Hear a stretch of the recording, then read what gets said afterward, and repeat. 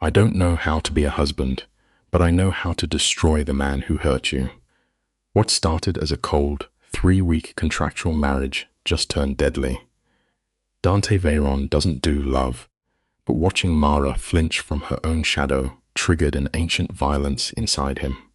He vows to make her abuser beg for mercy. Watch how this transactional Mafia arrangement turns into a fiercely protective romance. Don't miss this intense story until the end. Let us pull back the curtain on Dante Veyron, a man who carved his empire out of blood and terror. You and I are going to step into the cold shadows of his world together. At 4 in the morning, the ruthless machinery of his mind hits a wall. He wakes to the sound of his new bride, Mara, weeping in the pitch black.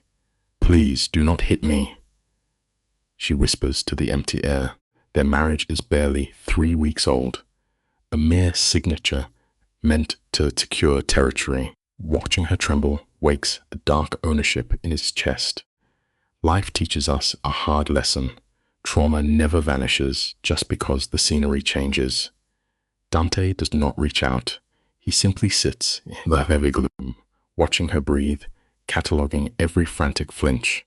By sunrise, his men will hunt the ghost of Gavin Vale, the man who broke her. By the time the first grey light bleeds through the window, this predator makes the silent vow that alters their fates.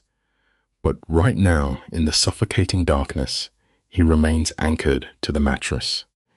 He drinks in the depth of her agony with cold eyes. We are going to look closely at this moment, together, watching a monster try on the unfamiliar mask of a protector. Sometimes human nature forces us to trade one locked cage for another just to survive. Dante does not move a single muscle. He sits perfectly still in the dark trousers from a late meeting. Silver moonlight catches the sharp, unforgiving angle of his jaw. He watches her with the intense focus of a man analyzing a bleeding creature in a snare, desperate to figure out exactly how the brutal trap was set before he breaks it. The massive bedroom is swallowed by shadows, save for a thin slice of amber light cutting through the heavy velvet curtains. The city sleeps outside, completely blind to the tragedy playing out inside. Mara twists violently beneath the tangled silk sheets. Her breathing grows ragged, her chest heaving as if she has run out of air. Her pale fingers claw at the dark, fighting off unseen ghosts. "I am sorry," she chokes out. A muscle ticks in Dante's jaw, a tiny, revealing crack in his iron armor. He spent 6 months tearing apart her files before the altar. She was supposed to be a simple pawn on a chessboard, a quiet bride to stop a street war. Yet, life proves time and again that we can never truly control the unpredictable reality of another human heart. A man like him demands a perfect reflection. Having a respectable bride gave Dante the clean public faith needed to run his violent empire. The arrangement was built to be empty and perfectly safe, but 3 weeks in, the ice is fracturing. Mara lets out another sharp gasp. Slowly, Dante reaches out into the dark. His movements are quiet. Understanding a sudden shift would terrify her. His large hand hovers, just an inch above her trembling shoulder. He speaks her name. The reaction is instantaneous. She flinches so hard she almost throws herself off the bed. She jerks awake, sucking in air like someone dragged from a frozen lake. Her eyes are blown wide, frantically searching the shadows.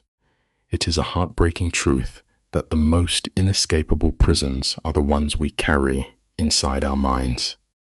Her wild eyes lock onto his hovering hand, bracing for a blow before darting up to his face.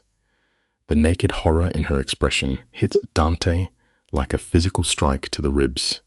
It is a strange pang for a man whose heart usually pumps ice water. She rips her arm away, pressing her spine against the headboard. "I am fine," she blurts out, the raw panic in her throat giving away the lie. "I am sorry for waking you." You did not, he replies, his voice perfectly flat. She pushes her tangled hair back with trembling fingers, begging him to sleep. Dante stays exactly where he is. The silver light catches her shrinking into the corner of the mattress. He watches how she desperately tries to make herself disappear. When a person is hurt long enough, shrinking into nothing becomes a tragic survival instinct. Dante knows fear intimately. He has seen the sharp terror of men staring down the barrel of his gun. But this is different. This is a rotting dread hammered into a person over years of silent torture. How often, he asks, the words dropping like stones. Her body goes stiff. How often do you have these nightmares? She does not say a single word. Instead, she pulls the thick duvet up to her chin, clutching it like armor, and stares blankly at the wall. It shows a grim truth of human nature. We hide our deepest wounds when exposing them has only ever brought us pain. Dante lets out a long, measured breath. He pushes himself off the mattress, walks slowly to the wooden vanity, and pours a glass of cold water. He sets it gently on the table beside her. Drink, he tells her softly. Here is a hard truth about human nature. The most dangerous people know exactly how to look harmless. Dante drops down, crouching beside the bed so his eyes are level with hers. It is a calculated move to make her feel safe. He speaks her name, stripping the harsh edge off his deep voice. I am not him, he whispers. Her ragged breathing stops.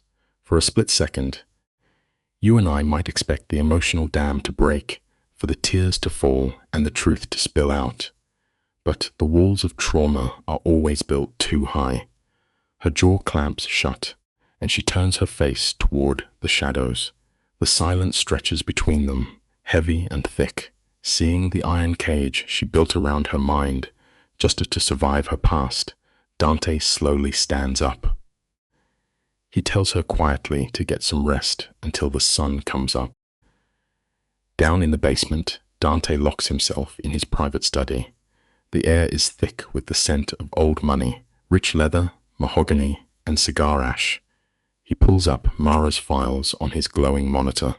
Before tonight, he analyzed her past through the cold eyes of a conqueror, hunting for soft spots to bend her to his will. That is simply how a ruthless mind operates. But tonight, the rules have changed. He is no longer looking for leverage. He is looking for blood. He scrolls through the pages. Her records are almost too perfect. Raised in a quiet northern town, she earned top degrees and spent 3 years as a beloved teacher. It is a terrifying truth how quickly one toxic connection can destroy a beautiful life. She met Gavin Vale, and the bright spark of her history went pitch dark. The true ghost haunting these files is the man who owned her before. Gavin Vale is 36, the golden boy CEO of a shipping empire sitting on $40 million. On paper, the man looks like a saint, 0 arrests. He wears the magnetic smile of a man who knows how to buy the world. To high society, Vale is an untouchable king. But Dante knows the dark side of humanity. He digs deeper, breaking open the sealed divorce papers. The split was handled with chilling perfection. Vale threw a massive fortune at Mara, locking her silence behind an ironclad contract. It is a bitter life lesson that wealth is too often used as a shield for absolute cruelty. It is the oldest trick in the book, a heavy bag of cash used to legally bury a mountain of bruised ribs and bleeding lips. A text message drops into the underworld, waking the beast. His right-hand man, Luca, answers the encrypted line on the first ring. Dante skips the greetings. He orders an absolute teardown of Gavin Vale's life, demanding every buried hospital record, every erased police report, and every whisper of dirt. He wants it before the sun touches the skyline. Luca hesitates, pointing out that gives them less than 4 hours to hack the impossible. Dante does not care. With ice in his veins, he tells Luca to start digging or start bleeding, then cuts the call. Sitting alone in the glow of the monitor, Dante cannot stop hearing Mara's broken voice echoing, "Please do not hit me." The most painful scars a person carries are rarely visible on the skin. They are burned permanently into the soul. At 5:47 in the morning, Luca pushes through the heavy doors, looking like he just survived a war. He rubs his exhausted eyes, admitting Vale paid fixers millions to scrub his history. But violent men always leave a trail of blood. Dante snatches the files and begins his dark work. The first piece is a hospital intake sheet from 4 years ago, listing a shattered wrist and severe rib bruising. The doctor clearly noted that her story about falling down the stairs made no sense. He saw the terrifying truth. Yet, the system looked the other way.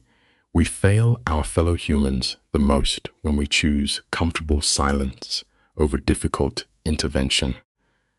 They let a bleeding woman walk right back out the sliding glass doors into the waiting arms of the very monster who broke her. The next page turns the stomach. Stick with me.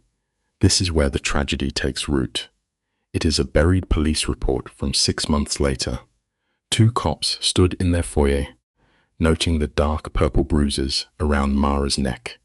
And Gavin Vale, he stood perfectly calm, claiming his wife drank too much wine and took a bad stumble. Caught in the suffocating grip of fear, Mara simply nodded along. She swallowed the horrific lie to stay alive, and the cops walked away. It is a devastating truth that the worst monsters hide comfortably in broad daylight. After that, the timeline speeds up. The files show a massive concussion, desperate defensive cuts, and a terrifying silence. She refused to tell the hospital staff who hurt her. The papers spread across the desk paint a picture of absolute, inescapable hell. The lens slowly tilts down to a heavy mahogany desk, coming to rest on a hidden therapist's note. The clinical ink bleeds into a tragic portrait of a woman buried alive by her own terror. She is framed perfectly, here as a broken bird, her wings completely clipped by fear. It is a bitter reality we all have to face eventually. True cruelty does not just fracture bones. It completely suffocates the human will to escape. The lighting dims as Dante forcefully shuts the heavy folder. He sits in the dead silence of the room, drawing long, jagged breaths to slow the violent hammering in his chest. Luca stands trembling in the dark, waiting for a verdict slowly. Dante lifts his gaze, his eyes completely black and hollow. Find his exact location, he whispers to the empty shadows. Let us examine this tragic frame together, you and I. The camera pushes close on Dante's sharp profile. Men of his nature never call the authorities. They draft their own laws in blood. He slides a black phone across the desk, letting it clatter against Luca's shaking fingers. Set the bait before midnight, Dante murmurs. Luca hesitates, asking what lie will draw the rat out. Shadows carve deep canyons into Dante's cheeks. Tell him an old friend wants to catch up. We cut sharply to 9. The lighting softens as Mara drifts into the shot, drowning in a faded sweater, like a ghost haunting her own memory. We learn a hard truth from her posture. The soul cannot heal until the monsters we hide from are dragged, kicking and screaming, into the blinding light. The visual focus shifts to Mara, catching the devastating architecture of her sheer exhaustion. Her clothes hang loosely on a frame shattered by years of invisible terror. When Dante steps into the dim glow of the kitchen, watch how her shoulders flinch before her brain even registers his presence. She drifts to the far edge of the cold marble island, erecting a silent wall. The sharp rustle of Dante folding his newspaper pierces the quiet air. He leans forward, his voice a low rumble, demanding the real reason she married him. Her knuckles turn bone white against her mug, her eyes glued to the floor. The tragedy here is painfully simple and brutally honest. Running blindly from the monster in your closet only guarantees that it will hunt you until the end of your days. He rejects her delicate lies instantly. The camera locks onto Dante's cold eyes, pulling the raw truth right from her throat. She whispers her desperate need for a safe harbor, but the air turns to lead when he demands a name. Who hurt you?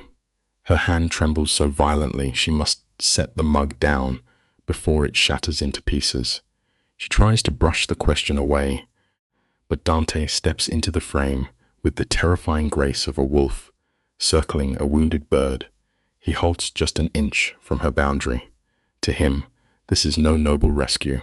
It is a dark matter of damaged property. It is an ugly reality we often ignore in life.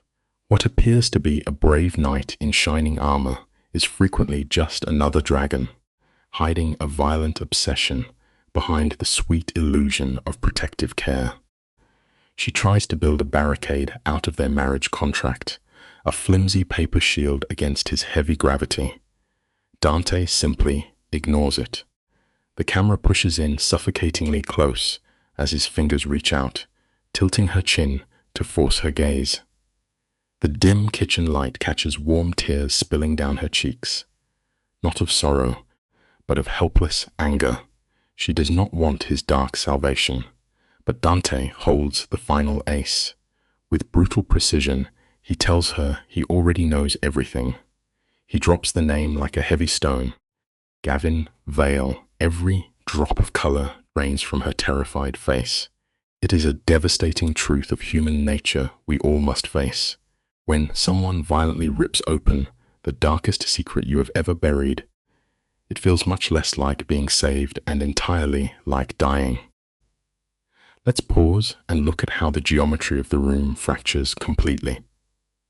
As Dante claims her tragic history as his own, Mara stumbles backward, sickened by the violent invasion. She accuses him of crossing a sacred line, but in his twisted logic, he is the sole guardian. Suddenly, her weak defenses turn to ash. She collapses into tears, admitting he was only meant to be a human shield. Through bitter sobs, she whispers that he was never supposed to care. The lens lingers on Dante's shadowed face as he quietly admits that he does. Her wide eyes fill with a heartbreaking confusion. It reminds us of a fragile human paradox. For a soul that has been shattered, being truly seen by another person is what they desperately crave most, and what they fear above absolutely all else. Dante's voice drops in the chilling register of a man who makes problems disappear.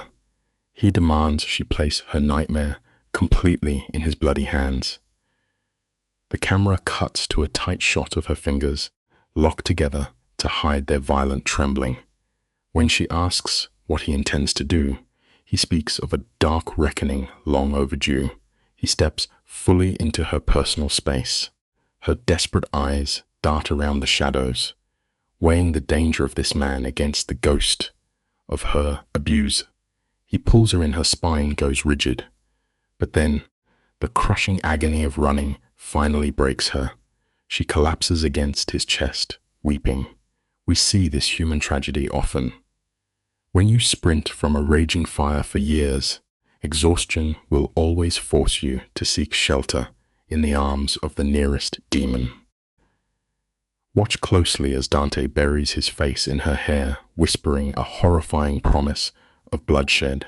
Mara goes still, her eyes slipping shut as she surrenders to this terrifying sanctuary. The scene cuts violently. The soft lighting is shattered by the sick yellow glow of a rotting warehouse. The air hangs heavy with the stench of rust and rain. Dante arrives exactly at midnight, stepping out of the dark like a wolf leading his pack. Inside the concrete tomb, Gavin Vale is waiting. He brushes invisible dust from his sleeve. No sweat, no panic. He is simply annoyed by the late hour. His tailored suit is flawless. Let this cinematic frame be a stark warning to us all. The devil does not carry a pitchfork. He wears a custom suit, a dazzling smile, and the armor of ordinary success. The camera tilts up Gavin's frame, highlighting the sickening perfection of his posture. His expensive clothes are weaponized to project trust, wrapping a violent core in a beautiful shell. Dante's jaw tightens. The thick hatred in the damp room is suffocating. Gavin flashes a bright smile, his voice dripping with the fake warmth of an old friend. Dante halts 10 feet away, while his men melt into the shadows to block every exit. Gavin's arrogant smirk grows as he makes a careless joke about bad real estate. Dante says nothing, staring as if diagnosing a terminal disease.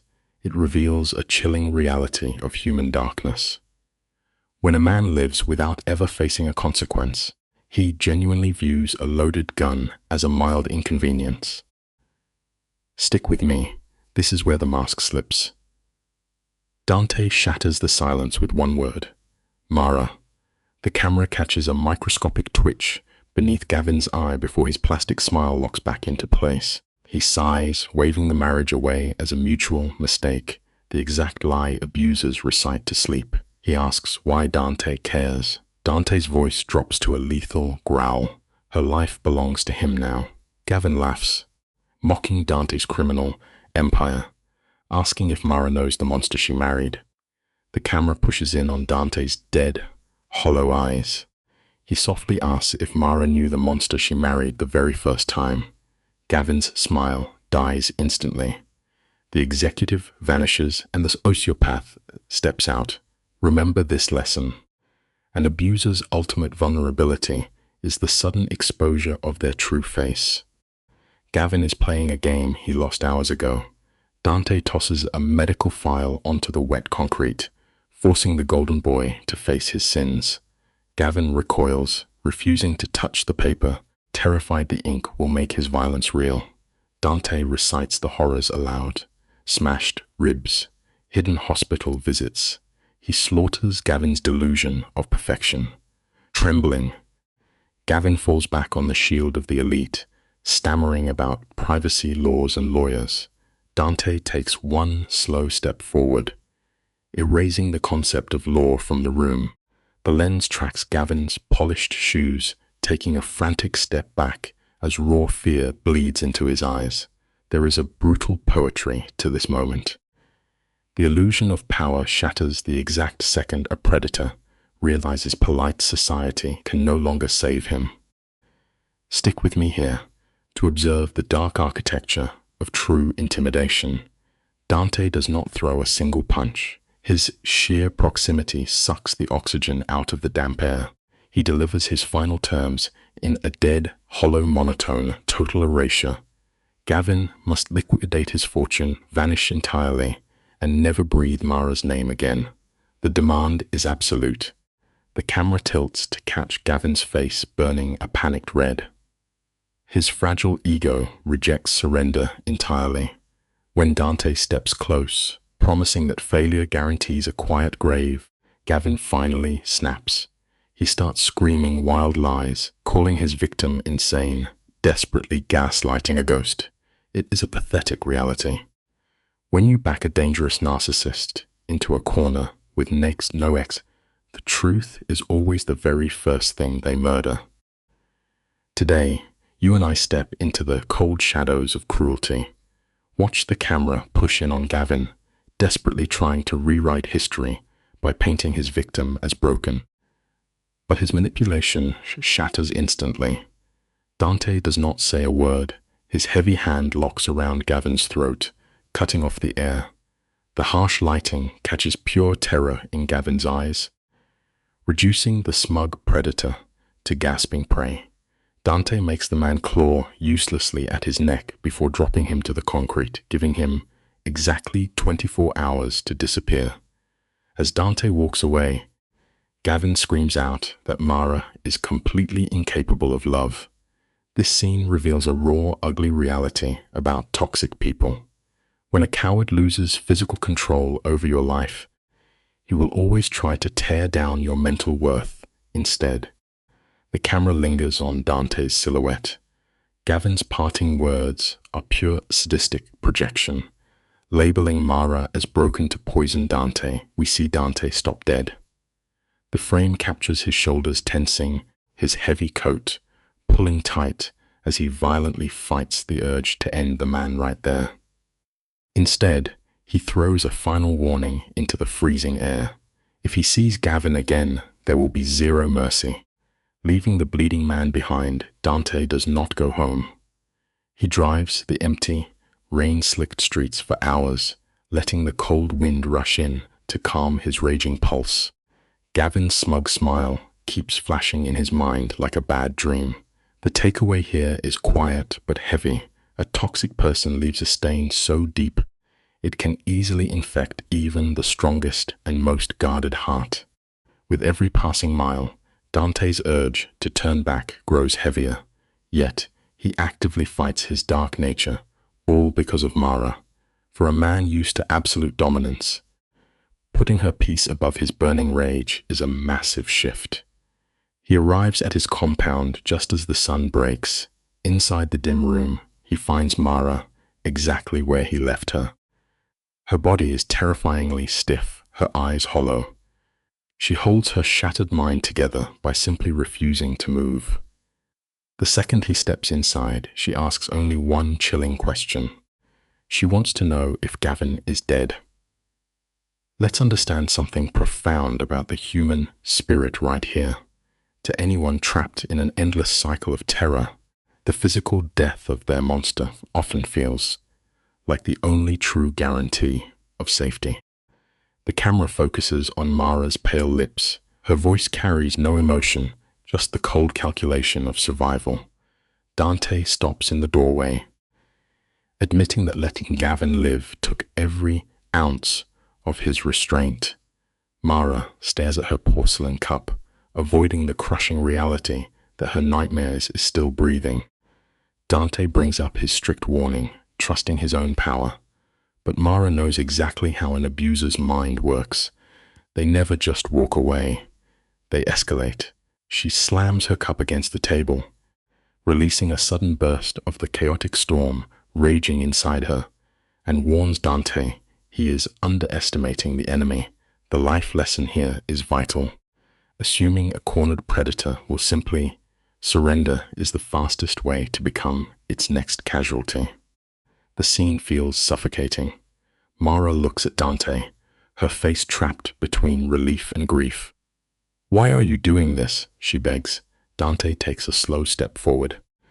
We watch his gaze track the panicked rise and fall of her chest.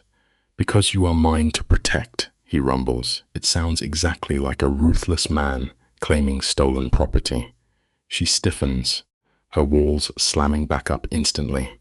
"I am not a possession." Dante frowns, his jaw ticking tightly. "That is not what I meant." He lets out a heavy, defeated breath. He speaks the language of violence flawlessly, yet he cannot find the simple words for his fierce need to keep her safe. It teaches us something deeply human. Sometimes the heart wakes up so suddenly, the rational mind completely forgets how to speak. Dante's tragic flaw is his lack of emotional vocabulary. "I meant," he says, his voice strictly controlled, "that when you agreed to marry me, you became my responsibility." Mara lets out a broken laugh, the sound of a woman betrayed far too many times. "Responsibility?" Dante reacts instantly. "No." The word fires back too fast, bleeding with rare desperation. "You are more than that." Silence follows. Mara studies his shadowed face, searching for the cruel lie she expects to find. Her trauma has trained her to always brace for the worst. "I do not know how to believe you," she whispers. Dante holds his ground. "Then don't. Not yet. Just let me prove it." The takeaway is simple. Trust is never a given right. It is a fragile house that must be built brick by careful brick. Watch the subtle shift in her posture. Tears spill over her lashes. "I am so tired," she whispers, her voice cracking under pure exhaustion. I am tired of being afraid. I am tired of pretending I am fine. She buries her face in her hands. Moving on primal instinct, Dante crosses the room and pulls her tightly against his chest. The most telling detail? She does not flinch.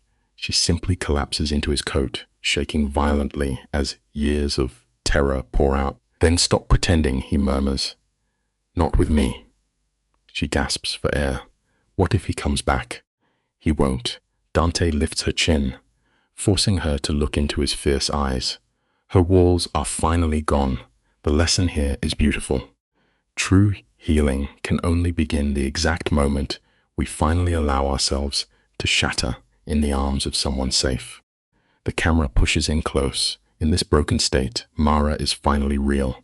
"If he comes back," Dante says, his voice dropping to a lethal hum, "I will end him." "That is not what I want," she replies. "Then what do you want?" Her voice is barely a breath. "I want to stop being afraid of him." Dante looks down at her. "You will, because I know what you are made of. Fear does not last forever. It just hasn't figured out you are stronger yet." She rests her forehead against his chest. "Do not let me down," she begs. "I won't." We cut to black. 72 hours pass. Gavin stays exactly where he is, refusing to run, while Dante's men watch his every move from the shadows. True courage isn't the absence of terror. It is standing in the dark and choosing to face the worst monsters anyway. Let us look closely at this cinematic shift. The camera returns to the freezing streets, where Gavin resumes his routine. It is a chillingly perfect mask of normality, yet we are witnessing a calculated psychological game, an arrogant flex of power, proving he refuses to be intimidated. Under the harsh office lights, Luca delivers grim news. He is not moving. Luca says, he filed papers to grow the business. He renewed his lease. He is making a deliberate point. Behind his desk, Dante clenches his jaw. "Has he tried to call Mara?" he asks. Luca reveals Gavin is interrogating mutual friends to find out if she is happy. Stick with me here because this detail is profoundly unsettling. We are watching the creeping phase of an obsessed stalker. A predator's silence is never peace.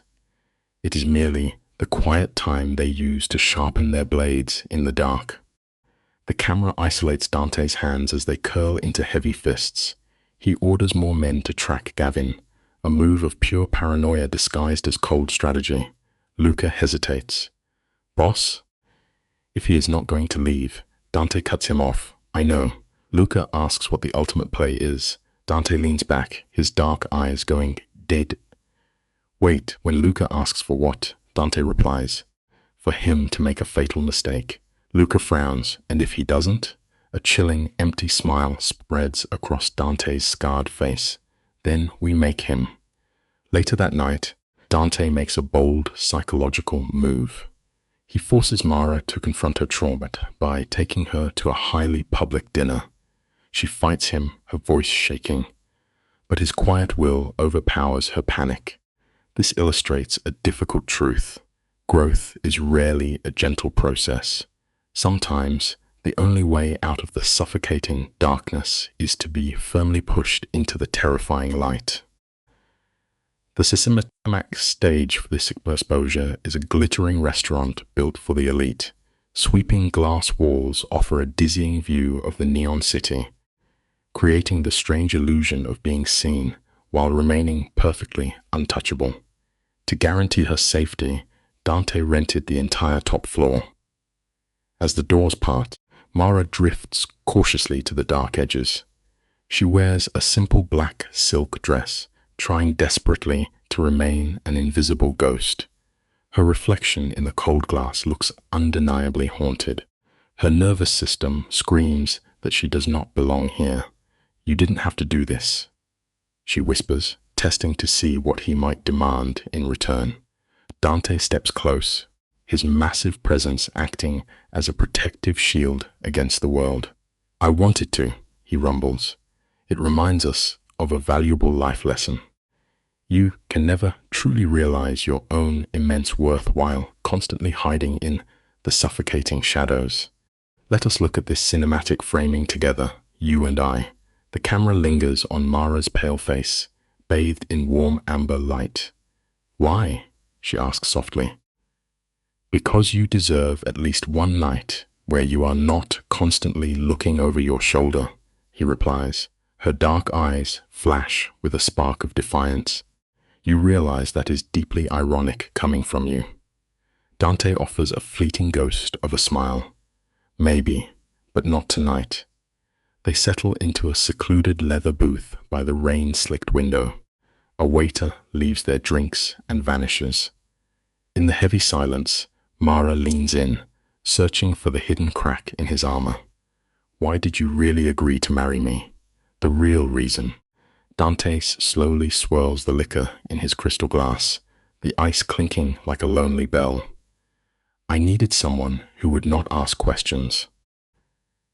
Someone who would not try to change me, Dante says, his voice a low, guarded rumble.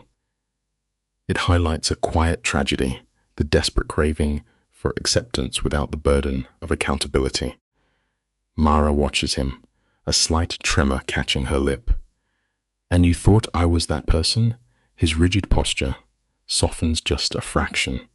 I thought you understood that people do not fit into neat boxes. Her gaze drops to the scarred table, her emotional walls finally crumbling. I married you because I was running. You were supposed to be temporary. Yet life teaches us a profound lesson. Our most permanent anchors often begin as temporary choices. Dante leans closer, his dark eyes locking onto hers. I know, he murmurs, but you are not temporary. And neither is this. Mara's breath hitches in her throat, her chest rising and falling in the heavy air. I do not know how to do this. Do what? This? Mara gestures to the narrow space separating them. I spent 3 years in a marriage where I learned to make myself small, to apologize for breathing, to measure every single word. She swallows hard. I do not know how to be a wife to someone who is not trying to break me. Here we see the tragedy of a bruised soul. To someone accustomed to cruelty, pure kindness often feels like a trap. Dante reaches across the table, his scarred hand covering hers. She flinches with an involuntary jerk, yet bravely chooses not to pull away. Then do not be a wife, he advises, his tone a grounding rumble. Just be Mara. Tears spill over her lashes, gleaming in the faint light. What if that is not enough? It is. She grips his fingers with desperate strength. He used to say things like that at the beginning. He made me feel like I mattered. And then Mara's voice cracks like brittle glass. Everything changed. We see this cycle so often in life. It is a terrifying dynamic where a golden pedestal morphs into an iron prison. I am not him, Dante replies, his expression carved from stone. How do I know? She whispers, leaning forward. The lighting cuts dramatically across his face. Because I do not know how to be a good husband. I do not know how to be soft. I have spent my entire life being ruthless, being the monster people fear. He pauses, the weight of his violent past filling the room. But with you, I want to try. Her breathing sps, a single tear escapes, and she scrubs it away, ashamed of her own enduring hope. I am falling in love with you, Dante confesses. The words sound foreign on his tongue, incredibly raw and vulnerable in the shadowed space. Let us pause here for a moment, you and I. Think about how terrifying it is to drop your emotional shield while standing in an active war zone. For a hardened predator like Dante, this level of total vulnerability is destabilizing. I do not know when it started, he admits. Maybe the night I heard you crying. But it is happening and I cannot stop it. Mara sits entirely frozen. Her lips part, yet no sound escapes. You do not have to say anything, he offers, granting her the crucial illusion of choice. You do not have to feel the same way. Her pale hands tremble, against the polished mahogany table. "No, it is not okay," she whispers, carrying a sorrow so profound it aches to witness. "Because I think I am falling too, and that terrifies me." A sharp tightness grips Dante's chest. "Why?" he asks. "Because the last time I loved someone, he destroyed me. And I do not know if I can survive that again." This captures the paralyzing fear of a battered soul facing the threat of total psychological ruin. "You will not have to," Dante commands, a fierce, protective edge returning to his tone. "You cannot promise that." "I can try." A jagged laugh escapes her throat, caught between despair and quiet surrender. "You are impossible, so I have been told." Looking at their intertwined fingers, she feels danger and safety entirely tangled together. "What happens now?" she asks. "Now," Dante murmurs, "we take it one day at a time." The camera fades into a beautiful montage of healing weeks. Mara kneels in the damp garden dirt, planting fragile roses. She seeks the morning sun, showing us a vital lesson. To truly heal, we must actively root ourselves back into the living world. Above, Dante watches, an ache in his chest as color returns to her cheeks. The camera captures Mara at her desk, confidently teaching her seminars again. In the shadowed hallway, Dante quietly listens to her voice. It is bright and alive, finally stripped of the guarded monotone she used to wear like heavy armor. Frame by cinematic frame, the rigid trauma melts from her spine. She stops flinching when he enters a room, and the screaming night terrors slowly fade. It is a vital lesson for us all. The human heart will always find a way to heal, if given a truly safe place to rest. But in this dark underworld, peace is incredibly fragile. The ultimate storm arrives in the form of Serafina Veyron. At 83 years old and draped in black silk, she is the only creature Dante actually fears. Serafina takes one calculating look at Mara, bluntly declares her far too thin, and launches into a ruthless interrogation. She force-feeds the girl rich pasta, surgically dissecting Mara's mental defenses to unearth her true motives. Let us look at this scene together, shall we? Picture the aging matriarch leaning across the table, her accent landing like a velvet hammer. "You love him?" she demands. Mara stammers out a weak excuse about things being complicated. Serafina waves a hand heavy with gold rings. "Love is obviously complicated, but that is not what I asked." Across the room, Mara catches Dante watching from the doorway, the feared crime boss actively fighting a smile. Yes," she finally confesses. Serafina nods slowly. "He needs an anchor to keep his humanity before he turns into his father."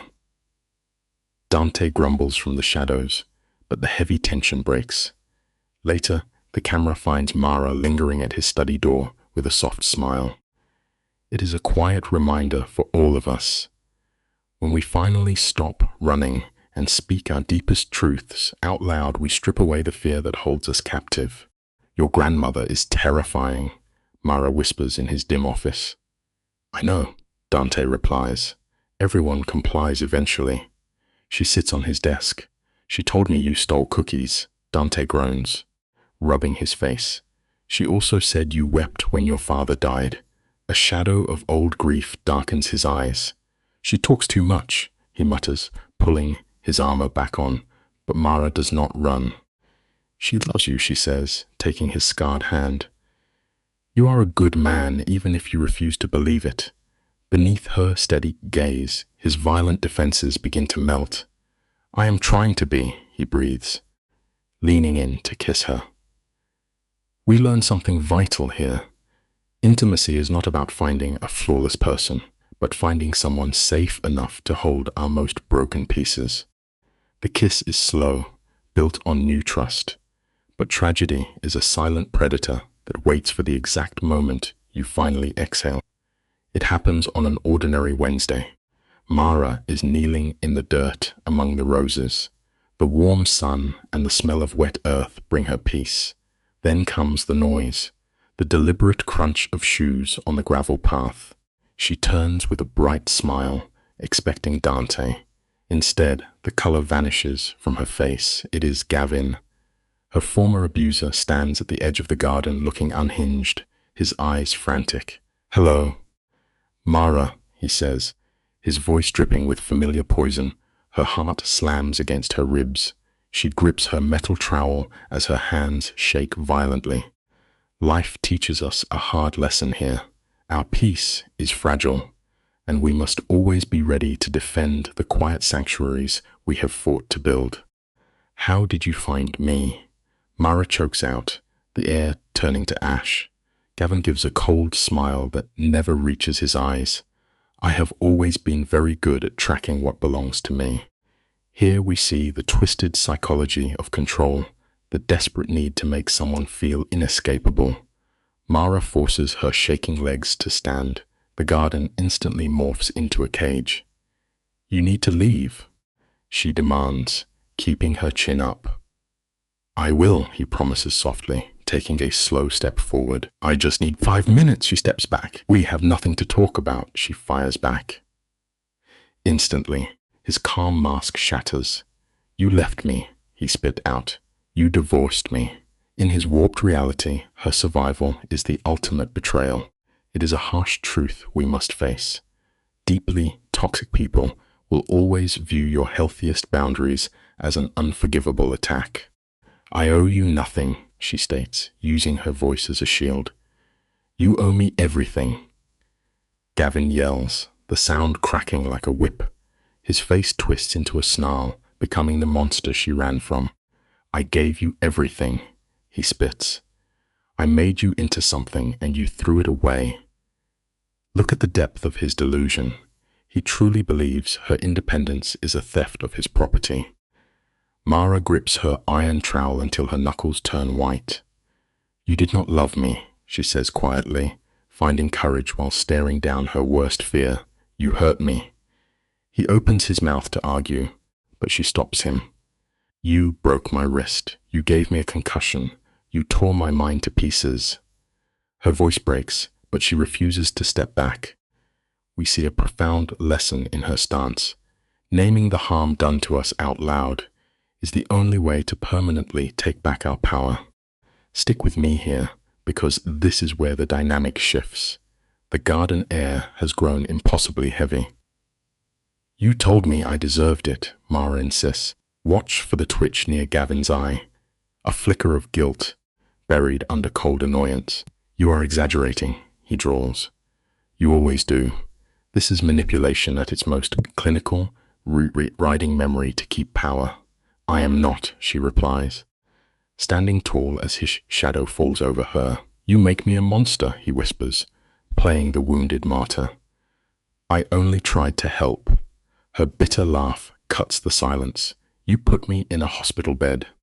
"You fell." He lies without blinking. "You pushed me," she fires back. Adrenaline floods her veins, wiping away all hesitation. It serves as a stark reminder. When someone tries to rewrite your painful history, fiercely holding on to your own truth is the only way out of the dark. The camera pushes in on Gavin, his face caught in the harsh light. "You ran to a criminal," he says, pivoting his attack.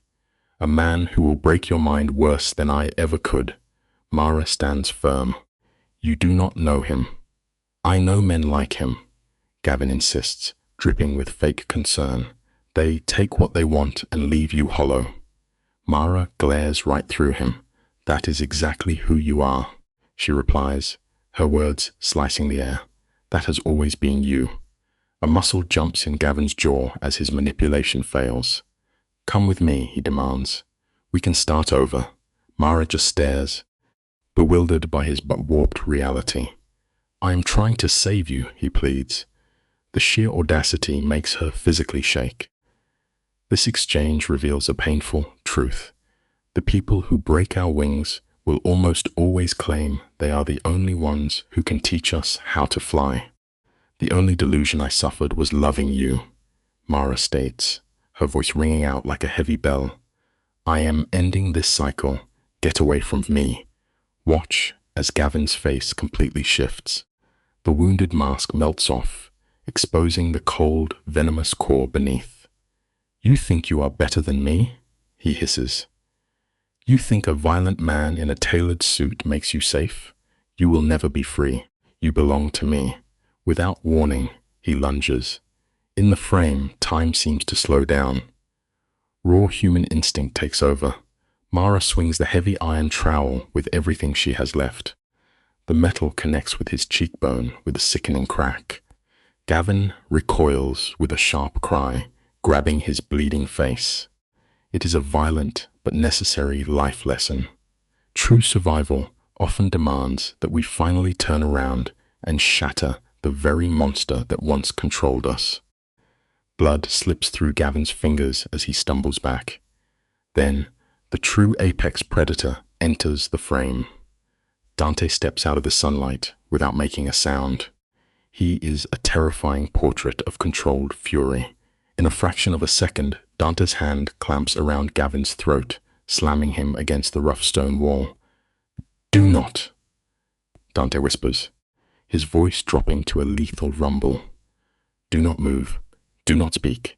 Gavin's eyes widen in absolute terror. Dante ignores him, snapping his gaze to Mara. "Are you hurt?" he asks. The softness of his tone wildly contrasting his violence. She just shakes her head. Dante turns back to Gavin, his grip tightening. "I gave you clear warnings. She is not yours." Look at the striking difference between these two men. Toxic possession builds a cage, but true protection stands as an unyielding shield against the dark. Look closely at this frame with me. Let's unpack this next move together. She never was your property, Dante finishes coldly. Luca and an armed guard step out of the shadows, pulling a gasping Gavin away from the wall and forcing him to his knees. "Call the police," Dante commands. Luca pauses, confusion crossing his face. "Boss, are you sure?" "Call them now." Gavin lets out a broken laugh. "The police? You think they will believe her over me?" Dante kneels, bringing his face dangerously close. "They will believe her this time, because she has my power behind her." Gavin spits blood onto the roses. "This is not over." "Yes," Dante replies with chilling calm. "It is." This scene offers a powerful life lesson. When we finally gather the courage to stand up to our demons, the universe provides the exact allies we need to win the war. Notice the subtle gravity of this scene. Dante stands as a steady anchor in the absolute chaos of the room, murmuring that she did exactly what she had to do. Mara can barely breathe. The sheer weight of the violence crashes over her like a freezing wave. "I hurt him," she whispers, her voice shattering on the words. Dante just pulls her close, wrapping her in his dark coat, letting her rigid body crumble into violent shaking. She clutches his lapels like a lifeline, sobbing that Gavin tried to touch her, but she fought back. She weeps that she was terrified. Dante gently reminds her of her bravery. In this raw exchange, we find a truth we must all carry. True courage is never the absence of terror, but rather the decision to strike back, even when your hands are shaking. Notice the subtle shift in her posture. While Luca stands in the dark like a stone sentinel, Mara finally looks down at Gavin. For the very first time, the tragic flinch of a battered victim has vanished. She demands to file formal charges, her voice ringing with an unfamiliar iron. Dante presses a gentle hand to her shoulder, warning her that Gavin will weaponize his to ruin her. Mara lets the cool breeze catch her hair, replying calmly that she simply does not care. He has lost his absolute power over her. As Dante studies the new steel in her eyes, we see a vital truth unfold before us. Our deepest and most agonizing scars do not break us. Over time, they harden into the very armor that makes us untouchable. Dante murmurs that they will let the law do its work. Soon, harsh red and blue lights slash across the ruined garden. Police cameras illuminate the bloody mess of Gavin's face, contrasting the dark bruises blooming on Mara's pale wrists. As they drag him toward the cruiser, he tries to launch one final, venomous strike at her spirit. He spits into the damp air that his lawyers will have him walking free by morning. Mara does not blink. She agrees with him quietly, but adds that his grip on her mind is shattered forever. It is a stunning realization, leaving us with an undeniably powerful lesson. True freedom is never really about locking the monster away in a physical cell. It is about finally and permanently locking him out of your own soul. Let us look at this next chapter together, you and I. We are witnessing the precise moment a heavy chain finally snaps. Gavin tries to spit one last twisted threat, but the steel door of the cruiser slams shut, trapping his poison. As the sirens fade down the street, Mara stands quietly among the crushed roses. Her dress is ruined with damp soil, her fingers painted with his blood. Yet for the first time in 3 years, her lungs fill with clean air. Dante steps up beside her, watching the fierce storm brewing in her dark eyes. "I am just so angry," she whispers. "Good," he replies softly. "Let it burn." After years of shrinking down to survive, her rage is a beautiful cry of self-worth. It is an essential lesson for us all. Anger is often the sacred fire we need to burn away our old fears and forge our strongest self. Her voice drops to a fragile whisper as the miracle of her survival sets in. Dante gently guides her inside the house, his presence acting as a silent shield. In a deeply tragic twist of irony, the man who returned to destroy her mind accidentally handed her the keys to her own power. But trauma leaves a physical stain, and the body always remembers. Sleep refuses to come. She lies frozen, trapped in a looping replay of the garden. The crunch of metal, the stunned look in Gavin's eyes. By 2 in the morning, her racing pulse forces her out of bed. She drifts down the hallway, finding Dante in his dim study, pouring whiskey to quiet his own ghosts. This scene reveals a profound truth. Healing is never a straight line, and our hardest battles are always fought in the darkest, lonely hours of the night. The hard lines of Dante's face soften when he spots her in the doorway. He knows that haunted stare all too well. It is the heavy curse of the midnight survivor. They sit across from each other, in the quiet, 2 shattered people, trying to find balance in the dark. Finally, she speaks, trembling as she admits her fear. Gavin had promised she would always belong to him, a cruel hook meant to drag her under the waves. Her mind knows it is a lie, but her bruised heart is still terrified to believe it. Dante leans in close, his dark eyes demanding her attention. Freedom, he tells her softly, is never something the captor hands over. You have to take it back. It frames a raw, beautiful lesson. True independence is never freely given. It is a fiercely hard-won victory. It is a heavy realization, knowing that the hardest part of escaping a brutal storm is learning how to walk under a clear sky. Dante reminds her of the immense strength she showed out in the garden. Hot tears finally spill over her eyelashes, driven not by sorrow, but by the terrifying weight of sudden freedom. She admits she keeps waiting for the sky to fall again. When she tries to thank him, laying her salvations at his feet, Dante shakes his head. He refuses to let her trade one master for another. "I only gave you a quiet room," he whispers. "The healing was all you. She just has to let the law bury the monster and remember how to breathe." It reminds us all that surviving the dark is only the first step. The true act of bravery is learning to finally live in the light. Her rage slowly hardens into cold obsidian. She is no longer asking for peace. She demands a reckoning for the systematic murder of her spirit. Dante stands quietly by the bookshelf, offering a validating smile that says she is right to be furious. She crosses the room, and their kiss is sudden and fierce. It is a desperate, biological collision born from the sheer terror of isolation. When she pulls away, her breathing is jagged. She whispers her thanks, not for keeping her alive, but for looking past the broken victim and seeing the fierce woman underneath. Dante frames her face in his rough hands, and the violent trembling in her shoulders stops. We learn something vital here.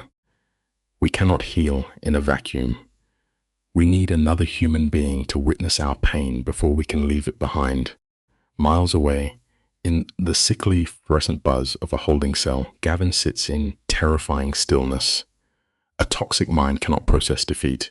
Only a bleeding wound to a fragile ego. Denied his target, his pathology demands the destruction of the man who interfered. 36 hours later, that concrete cage is empty. We cut back to Dante at 7 in the morning, watching Mara force down dry toast. Suddenly, his phone vibrates violently against the wood table. The harsh rattle makes her flinch instantly. Dante steps into the cold hallway to answer. Luca is on the line, his voice wound tight. The worst-case scenario has just become reality. It proves a bitter, inescapable lesson for us all. Escaping a monster is merely the first agonizing step. The true, terrifying battle is staying free. You and I know how this works. A massive bail is just fragile paper against a tyrant with endless wealth. In the hallway, Dante grips his phone. The leather of his holster creaks under the sudden tension. Luca reports Gavin walked out 20 minutes ago, wearing the smirk of total impunity. Then comes the crushing blow. They lost the surveillance feed. Dante demands he repeat the words. The ghost slipped out a secondary exit and vanished into the city. Dante closes his eyes, forcing a slow 5-second breath into his lungs to cage his rising panic. His voice drops to a lethal whisper, ordering his crew to tear the streets apart. It leaves us with a vital observation. A cornered predator is dangerous, but blind panic always breeds the exact fatal mistakes that lead to their ruin. Within minutes, the estate transforms into an armed fortress. Dante doubles the guards, plunging the grounds into strict martial law.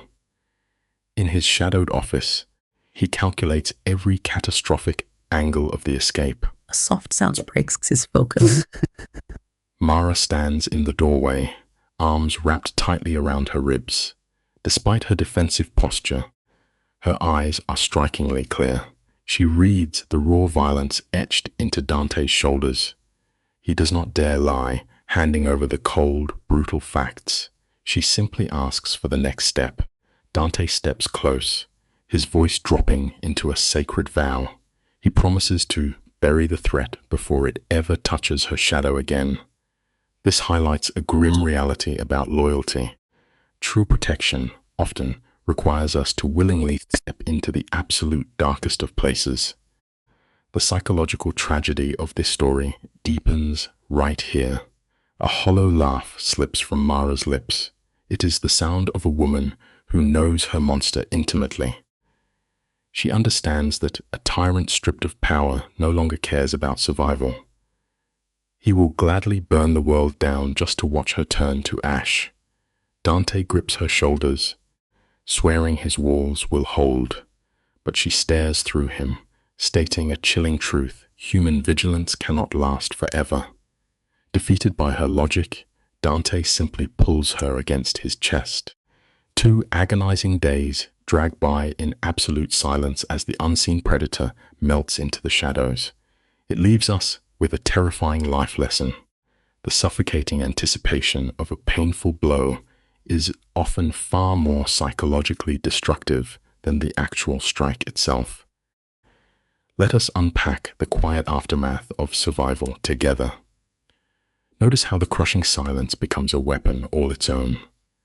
Mara tries to weave an illusion of normalcy, offering polite smiles to the armed guards.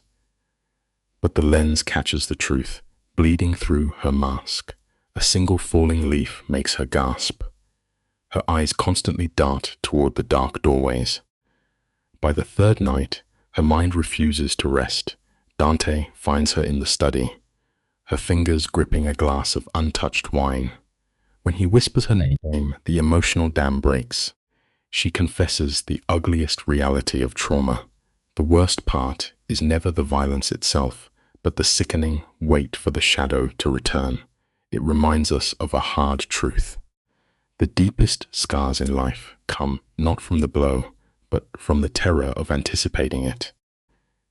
You and I have seen this kind of trap before. She presses her forehead against the freezing window pane, completely drained of spirit. The golden cage Dante built to protect her feels exactly like the dark prison she just crawled out of. Dante watches her silhouette fade against the bright city lights, fighting a massive urge to lie. He wants to wrap her in sweet promises and swear the nightmare is over, but he knows love built on a lie is just another form of abuse. Swallowing his pride, he hands her the ugliest truth instead. He admits he has no idea where the monster is hiding. She sets her glass down on the heavy wooden desk. True safety is a bitter medicine. Sometimes, securing our peace means giving up the very freedom we fought so hard to win. For years, she carried the weight of a tragic lie. She honestly thought if she stayed quiet enough, she might tame the beast. Standing in the dark, she finally shatters that illusion out loud. His twisted cruelty was never about her mistakes. It was always about his sick hunger to break a beautiful spirit. Slowly, her tear-stained face hardens into a mask of pure defiance. She refuses to spend another second cowering in the shadows. She is ready to bring the fight directly to him. Dante watches this terrifying shift in her posture. This is not panic anymore. This is a cold and calculated hunger for war. He steps across the rug, bracing himself for the heat. It reminds us that when you hit rock bottom, total despair almost always transforms into sheer, unbreakable courage. She demands a seat at the war table, refusing to be a passive pawn in her own rescue. Dante studies her pale face in the cold moonlight. He sees her rising strength, the painstaking way she has stitched her shattered soul back together. But he also knows a strong spirit cannot stop a flying bullet. He praises her bravery with a low voice, yet he draws a firm line in the sand. He absolutely will not gamble with her life. Mara stands close, her jaw set like stone, and delivers a devastating truth. She tells him that locking her away in a sterile bubble is just a slower, quieter way of ending her life. It is a painful but necessary lesson to learn. We can never shelter someone so fiercely that we end up smothering the exact spark of life we are trying so desperately to protect. You and I must recognize a hard truth together. Healing is never a straight line. As quickly as it arrived, the fierce defiance drains from her body, and she collapses against Dante. She confesses a deep fear that she is losing her grip on reality. The waiting is eating away at her mind. Dante wraps his arms around her, becoming the solid anchor she desperately needs. When she whispers that the monster might actually win, he speaks right against her temple. He has studied the darkest minds alive, and her quiet resilience outshines them all. A genuine laugh finally escapes her trembling lips. But that fragile peace is brutally shattered at 2:37 in the morning. The black phone on the heavy wooden desk erupts into a violent, angry vibration. The phone's sharp vibration slices through the dark, shattering their sleep. For a man wired like Dante, there is no groggy awakening. The physical shift is violent and absolute. Pure fight or flight. Luca is on the line with a sickening update. Gavin just stumbled into a hospital after swallowing a lethal mix of pills and alcohol. It is a classic manipulative cry for attention. They pumped the poison from his stomach, and he used his first breath to demand Mara. Dante feels his blood run cold, instantly replaced by a primal, territorial rage. He barks a ruthless command into the receiver. He will not let that twisted sickness near her again. It is a terrifying reality to face. Deep love has the incredible power to turn even the most decent man into a completely ruthless monster. This is where the rigid machinery of justice often fails us. The authorities need a recorded confession from Gavin to lock him away, and they want to use Mara as bait. Dante refuses to serve her up, but the heavy air suddenly shifts. Luca falls silent on the phone as Dante turns to see Mara standing in the doorframe, drained of color. The nightmare woke her again. He delivers the grim hospital update without a single trace of emotion. She does not cry. She only asks with a chilling emptiness if the monster is finally dead. When Tane says no, he immediately slips into the harsh role of a dictator, ordering her to stay hidden. It forces us to confront an uncomfortable truth.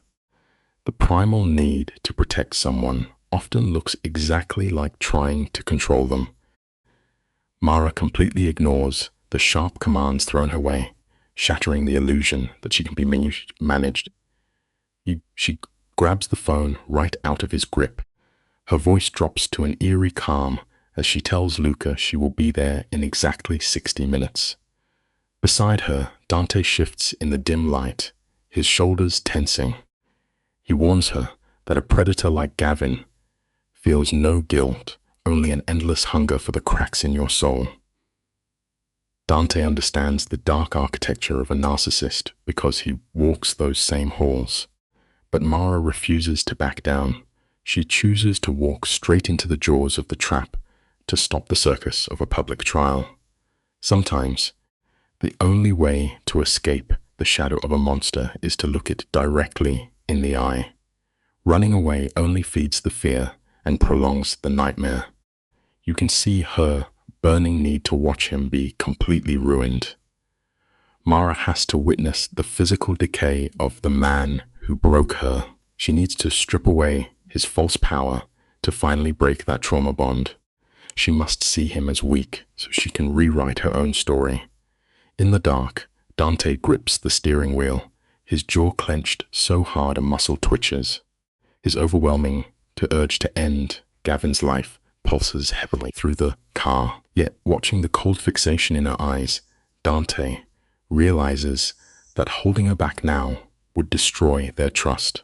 He reluctantly yields, but sets one unbreakable rule. One wrong move, and he pulls her out. We all know that to truly heal, we often have to willingly stand in the roaring fire ourselves, just to sever the toxic ties that keep us chained to the past. The hospital looms ahead like a brutal concrete fortress cutting into the pitch-black sky. The harsh bleed of red and blue sirens washes over the parking lot as Dante kills the engine. He offers her one final chance to walk away, but her jaw is set like carved marble. Mara's hands tremble violently in her lap, yet there is no going back. They navigate the blinding, suffocating white of the corridors until a detective intercepts them with a sympathetic smile. But hollow comfort is completely useless here. Empty words do nothing to bandage a soul that has been ripped open. Mara does not want pity today. She needs the sterile cold of this battleground to forge her own emotional armor. Sometimes, the only way to heal is to march straight into the and face the demon waiting for you. Mara offers a sharp nod, and the heavy quiet of the third floor swallows them whole. Through the security glass, the room is bathed in a sickly, fluorescent green. Gavin is tethered to the bed, plastic tubes snaking across his pale skin. He looks pathetic, like a dying animal, but the second his dark eyes lock onto Mara, the frail act drops. It is replaced by the ravenous hunger of a predator. Evil never really dies. It simply waits in the dark for a fresh opening. The detective steps forward, physically blocking Dante's path. We catch a flash of absolute murderous fury in his eyes. A protector simply cannot bear to be held back when the woman he loves steps into a cage with a monster. But some burdens cannot be shared. The hardest battles of the spirit must always be fought alone. Mara rests her hand against Dante's rigid chest. It is a silent plea that grounds the violent storm raging in his eyes. He stares down at her, his jaw ticking, and grants her exactly 10 minutes. 600 agonizing seconds before he rips that door right off its hinges. Taking one deep breath to quiet her racing heart, Mara pushes forward. The heavy door seals behind her with a suffocating click. The room is thick with the sharp stench of bleach and slow rotvant. On the mattress, the architect of her nightmare turns his gaunt face toward her. Listen closely, because you and I are about to witness a human spirit pushed to the brink. True courage is never just the absence of terror. It is feeling your entire body shake and choosing to walk into that dark room anyway. When Gavin finally speaks, his voice is nothing but a dry, broken rasp, yet the poison still drips from every word. He begs her to step closer, a pathetic final attempt to drag her back into his web. Mara stays planted by the door, completely out of his reach. His hollow face twists as he tries to shame her, mocking the fear he thinks is freezing her in place. When his usual cruelty fails, the fake tears start falling. He delivers a flat, rehearsed apology. But instead of crying, Mara lets out a sharp laugh that echoes off the cold walls. Panicking, he tries to blame his own depression for years of abuse. Here is a hard truth we all have to learn. A manipulator's tearful apology is never real regret. It is just a hidden hook, waiting to drag you under. You and I are going to unpack this moment because it changes everything. Mara refuses his bait. Her eyes narrow as she strips away his pathetic disguise, letting him hear the pure disgust in her voice. She knows his sudden overdose was never a cry for help. It was just a cheap stunt to avoid a prison cell. With cold precision, she tears down his final walls. She tells him that the sweat on his forehead is just the shock of finally facing real consequences. His silver tongue cannot save him anymore. Look closely at his shaking hands. When people who thrive on controlling others finally lose their grip, they do not feel sorry for the lives they broke. They only feel the terrifying emptiness of their own weakness. The unvarnished truth is the sharpest weapon you will ever hold. The sterile room crackles with heavy tension as Mara dismantles him with nothing but her words. She watches him desperately try to pluck the old strings of her trauma, hoping she will drop the charges. As his dirty tactics crumble, genuine panic flashes across his pale face. He snarls at her, demanding to know why she even bothered to come. Anchoring her hands to the freezing metal of the bed rail, she delivers the final blow. She tells him she just needed to look at the towering monster of her nightmares one last time to see him for what he really is. He is just a fragile, broken man trying to steal light from stronger people. His sunken face turns a furious red. Dragging our deepest demons out into the harsh daylight is how we rob them of their power to haunt us in the dark. Cornered and entirely stripped of his power, he lashes out with raw poison. He mocks her connection with Dante, desperate to ruin her sense of safety. Then he delivers his cruelest blow yet. He whispers that she deserved the abuse simply because she was too weak to stop it. It is a sickening tactic, blaming the victim for freezing while the predator bites. The lens holds tight on Mara, expecting the familiar rush of tears, but she does not cry. Instead, a blinding resilience sparks in her dark eyes. She refuses to carry his shame for one more second. Before she even thinks about moving, her hand flies through the air, striking him hard across the jaw. Sometimes, when words fail us, our bodies will step up and demand the justice that our waking minds were denied for far too long. The sharp crack of her hand echoes through the quiet room like a gunshot. A thin line of red blood slowly gathers at the corner of his split lip. His eyes turn wild, but it does not matter anymore. Mara has built a fortress he can never break into again. Looking down at his ruined frame, she tells him he will never decide her worth again. Turning her back on the hospital bed, she looks straight at Detective Brennan. Her voice is made of pure iron now. She demands that every single charge be filed today. Assault. Stalking. She is building a permanent wall between her and her past. Let us look at this closely. True freedom rarely shows up wrapped in a neat, peaceful bow. It often requires a very messy, painful severing of the rusted chains that have held us down for far too long.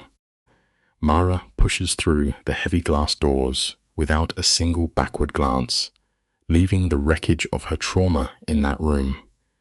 He stole 3 years of her life, but he will not get one more second of her future. As she steps into the dim hallway, Dante is already waiting. His dark eyes scan her pale face, silently asking what happened inside that cage. Her breath shakes as she admits she hit him. Dante's lips curl into a dark, satisfied smile, fully validating her anger. She whispers how her abuser tried to make the nightmares her fault. Healing is never a clean break. The tears finally spill over as she admits a terrifying truth to Dante. She wants Gavin to suffer exactly as she did. A broken heart does not just want peace. Sometimes it demands a dark, unforgiving justice to truly heal. Dante reaches out slowly, catching a single tear as it falls down her cheek. He tells her that simply walking away is the sharpest blade you can take to a manipulator. A monster cannot survive being entirely ignored. A ragged sound tears from Mara's chest, somewhere between a desperate laugh and a sob. She thought she would feel closure, but her blood is burning with hot fury. Dante leans in close, reminding her that anger is actually a gift. It means you are fighting back. With total sincerity, he promises that if the law fails her, he will finish the job himself. They turn to walk away, but a sudden buzzing phone shatters the quiet hallway. Luca's screen lights up with a frantic message. Life is funny that way. Just as you survive one violent storm, the dark clouds of another begin to form. Stick with me here, because this is where everything turns upside down. Watch the exact moment a man's world fractures. The camera pushes in on Dante as the phone line drops into a terrifying dead silence. The noise of the hospital fades away. A voice bleeds through the tiny speaker, and it is not Serafina. It is Gavin. His flat tone, totally empty of human warmth, hits Dante like a heavy punch. The color instantly drains from his face. "Relax," Gavin whispers, his voice dripping with sick cruelty. "Your grandmother is still breathing." A muffled, defiant yell from the old woman echoes through the phone before someone chokes it off. The terms are carved in stone. Dante has 2 hours to bring Mara alone to the old mill on River Street. 2 hours to trade one precious life for another. "Do not call the cops, or I will make her suffer." Gavin breathes into the phone. "You have 2 hours." The line clicks dead. Dante stands completely frozen under the flickering hallway lights. Inside, his mind is tearing itself to pieces. Mara stands just inches away, her face pale and terrified, her eyes silently begging him to tell her what just happened. Dante stares back, realizing the pure, sadistic genius of this trap. This is a brutal tragedy forced into real life. He has to weigh the life of the fierce woman who raised him against the woman he loves. Here is a lesson we all learn eventually. The deepest pain does not come from physical wounds. It comes from the impossible, soul-crushing choices that love forces us to make. He just stands there, drowning in the awful silence. The rest of the world goes on, completely blind to their sudden nightmare. A flickering light casts deep shadows across Dante's face. Far off in the city, a siren wails. It is a cruel reminder of a rescue they are forbidden to call. Mara reaches out, her shaking fingers brushing his tense arm. Dante refuses to meet her eyes, terrified that seeing her panic will finally break him. When he speaks, his voice goes totally hollow. Gavin is out. He has Serafina, and he wants you. Watch the exact frame where the air gets knocked out of Mara's lungs. Knowing the kind of violence waiting for the older woman, every drop of color leaves her face.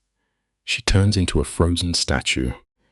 It reminds us that real devastation rarely arrives with loud thunder. It usually creeps in with the quietest, most suffocating whispers.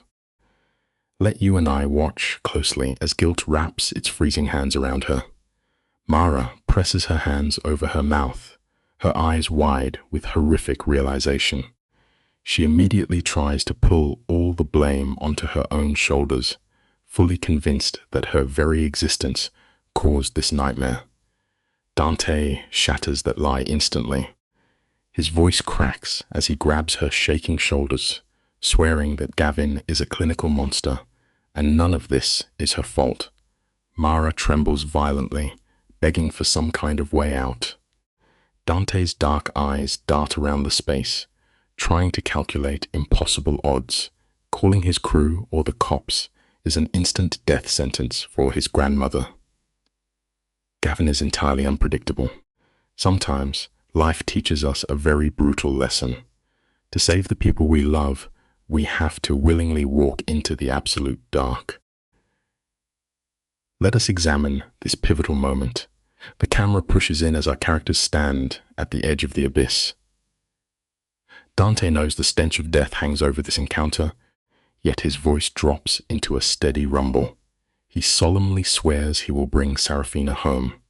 That vow anchors Mara's rising panic, but the profound shame of being used as human currency rots her from the inside.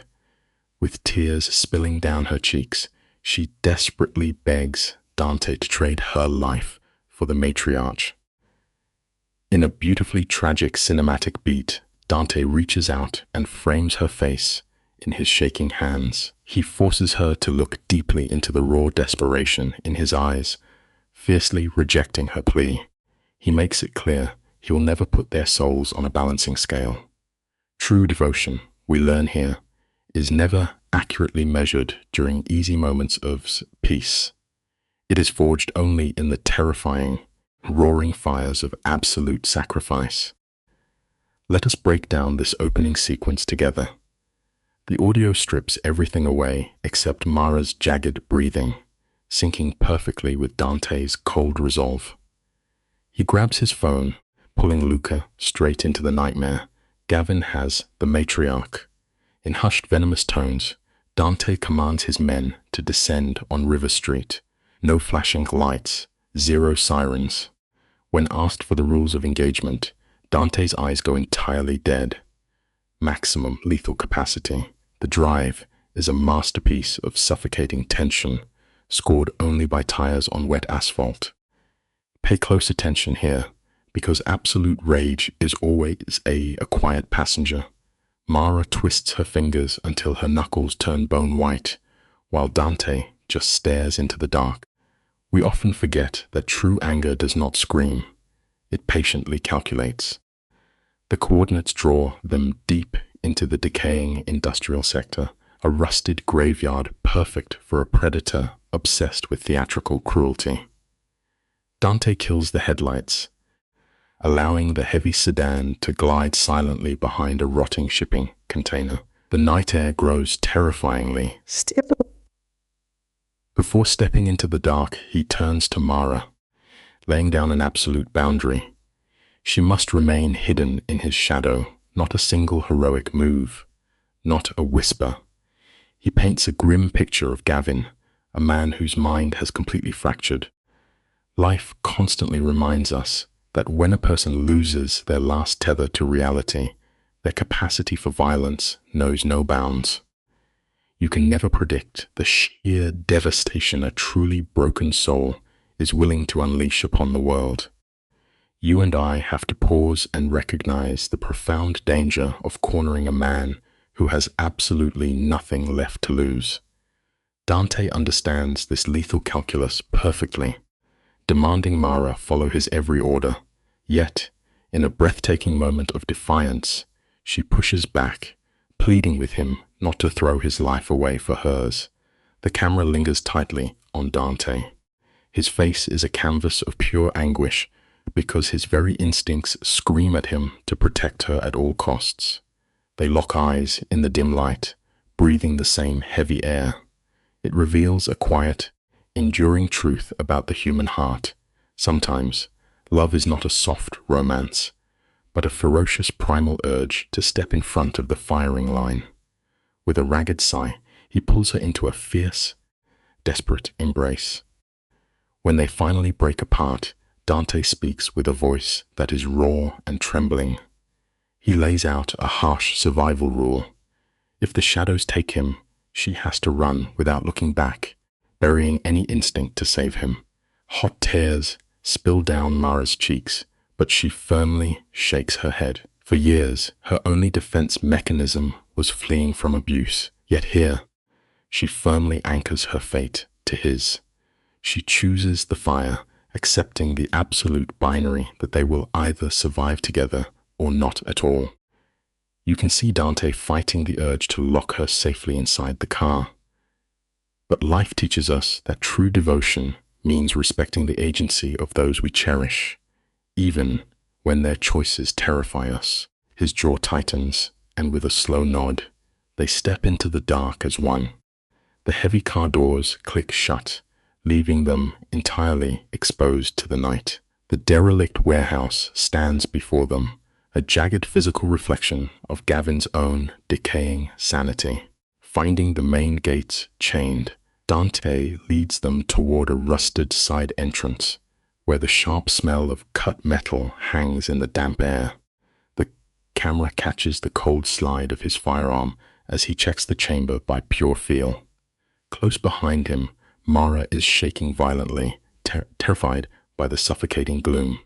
He whispers for her to stay impossibly close, but the space is an absolute nightmare.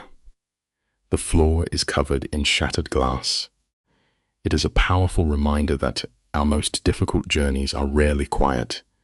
Every agonizing step they take in the dark threatens to give them away. As Dante's eyes adjust to the crushing darkness, he stalks forward, his every nerve singing with hypervigilance. Suddenly, a sharp, commanding voice cuts through the tension. It is the matriarch. Even tied to a chair, Serafina projects total dominance, coldly promising her captor that her grandson will reduce him to ash. Hearing her unwavering tone instantly lifts the crushing weight from Dante's chest. She is waging a masterclass in psychological warfare. It shows us an undeniable truth about resilience. Genuine strength never negotiates with a tyrant. It stands tall and defies them. Using her echoing voice as a morbid lighthouse in the shadows, Dante and Mara navigate the rusted machinery until they find Gavin under a single swinging bulb. Let us step into this suffocating room together and look at the scene. The camera pans across Gavin, revealing a crumbling, tragic monument to his own unchecked ego. His skin is a sickly gray, shining with the cold sweat of a tyrant watching his empire collapse. His hand shakes violently, the heavy weapon wavering as he aims it at Serafina. Despite her bleeding wrists, she sits upright like an untouchable queen. When Dante suddenly bursts through the doorway, a tiny flash of relief softens her ancient eyes. It is a striking reminder that true dignity and inner grace are things you can ever tie down. Gavin spins around, completely manic, Dante immediately throws his massive frame in front of Mara, leveling his weapon at Gavin's chest. A jagged, broken laugh rips out of Gavin's throat. It is the haunting sound of a human mind completely snapping. Desperately clinging to the ghost of his former power, he screams a pathetic lie, insisting his men have the building totally surrounded. He barks an ultimatum of surrender, but Dante just stares back with eyes devoid of fear, effortlessly calling the bluff. Reality crashes down on Gavin. His sweaty finger trembles against the trigger as he begs for Mara, desperate to own her again. Dante answers with stone-cold silence. Panicking, Gavin jams his gun at Seraphisa's head. The old woman simply laughs, openly mocking his shaking hands. Life shows us repeatedly that cowards always crumble when faced with absolute, unwavering courage. She is unbreakable. The suffocating tension finally snaps. All of Gavin's impulse control vanishes, and he pulls the trigger. A deafening crack rips through the concrete walls as the bullet shatters the plaster just 6 inches from Serafina's ear, covering her in a slow drift of white dust. Look closely at the matriarch in this horrifying second. She is the absolute picture of psychological dominance. Not a single muscle in her weathered face twitches. She simply stares at the man who tried to end her, eyes full of regal disgust, and softly whispers that he missed. Beside Dante, Mara is completely unraveling, gripping his jacket in terror. Yet Dante remains an unmoving statue. Sometimes, life demands we turn to absolute stone so we can shelter the fragile people we love. The camera pushes in incredibly close on Gavin, catching him in the harsh, unforgiving shadows. Here, the profound tragedy of the human ego is laid perfectly bare. His voice cracks into a desperate shriek, the agonizing cry of a cornered abuser refusing to accept his own reflection. He aims the barrel at Serafina, but spits his venom directly at Mara, screaming that her betrayal destroyed his entire universe. In his fractured mind, he is the only victim. But watch as the frame shifts back to Mara. Something monumental happens. The heavy, invisible chains of her trauma simply fall away. Her voice rings out, hauntingly steady. We must remember this crucial lesson. True healing begins the exact moment a survivor refuses to carry the suffocating guilt of their abuser. The fallen megalomaniac simply cannot comprehend his own monstrous guilt. The camera tracks his violently shaking hands as the gun dips, his voice breaking into a sobbing confession of love. We all know how easily insecure people can confuse actual love with obsessive ownership, do we not? But Mara sees right through the tired illusion. With a spine made of absolute steel, she declares she will never be his property again. Then, burying every natural human instinct to flee, she steps out from Dante's shadow and walks directly into the line of fire. The lens captures Dante's utter, paralyzing terror. A sickening rush of panic freezes his blood as he watches her move. Mara stops exactly 10 feet away, drawing a deliberate, terrifying boundary line in the heavy dust. Exactly 10 feet. The brilliant framing turns that small space into an agonizing gorge. At this proximity, if Gavin's finger twitches, Dante's lethal reflexes will be a fraction of a second too late to save her. Mara is making a heart-stopping trade, offering her hard-won freedom just to buy Seraphinas another breath. Dante's voice shatters the tense silence, a raspy, desperate plea begging her to stop. But Mara's focus stays locked on the monster, softly promising him her total obedience. A storm of frantic paranoia flashes across Gavin's ruined face as he demands to know if she is lying. Her eyes remain deep, sorrowful pools, quietly reminding him that she never lies. Sometimes, true sacrifice means willfully walking back into the very flames that burned you. The pathetic fragility of the villain is entirely exposed when his voice cracks in the dusty air. He desperately needs spoken confirmation, the permission, that his songbird is returning to the cage. Watch how Mara's face turns to pure stone, building a brilliant psychological shield to survive the nightmare. She feeds him a masterfully woven half-truth, stating she will do whatever it takes to protect innocent blood. For a starving tyrant, even a tiny crumb of surrender feels like an absolute feast. Gavin slowly lowers the heavy barrel. Before she closes the gap, the camera lingers beautifully as Mara turns her head. She holds Dante's gaze in a devastating silence, pouring 1,000 silent apologies into his soul. It reminds us that the most profound love lives in the quietest sacrifices. The quiet of the room shatters as Mara finally lets her tears fall, accepting her grim role to protect Dante's family. Across the floor, Dante shakes. This massive man is completely paralyzed by a heavy sense of helplessness.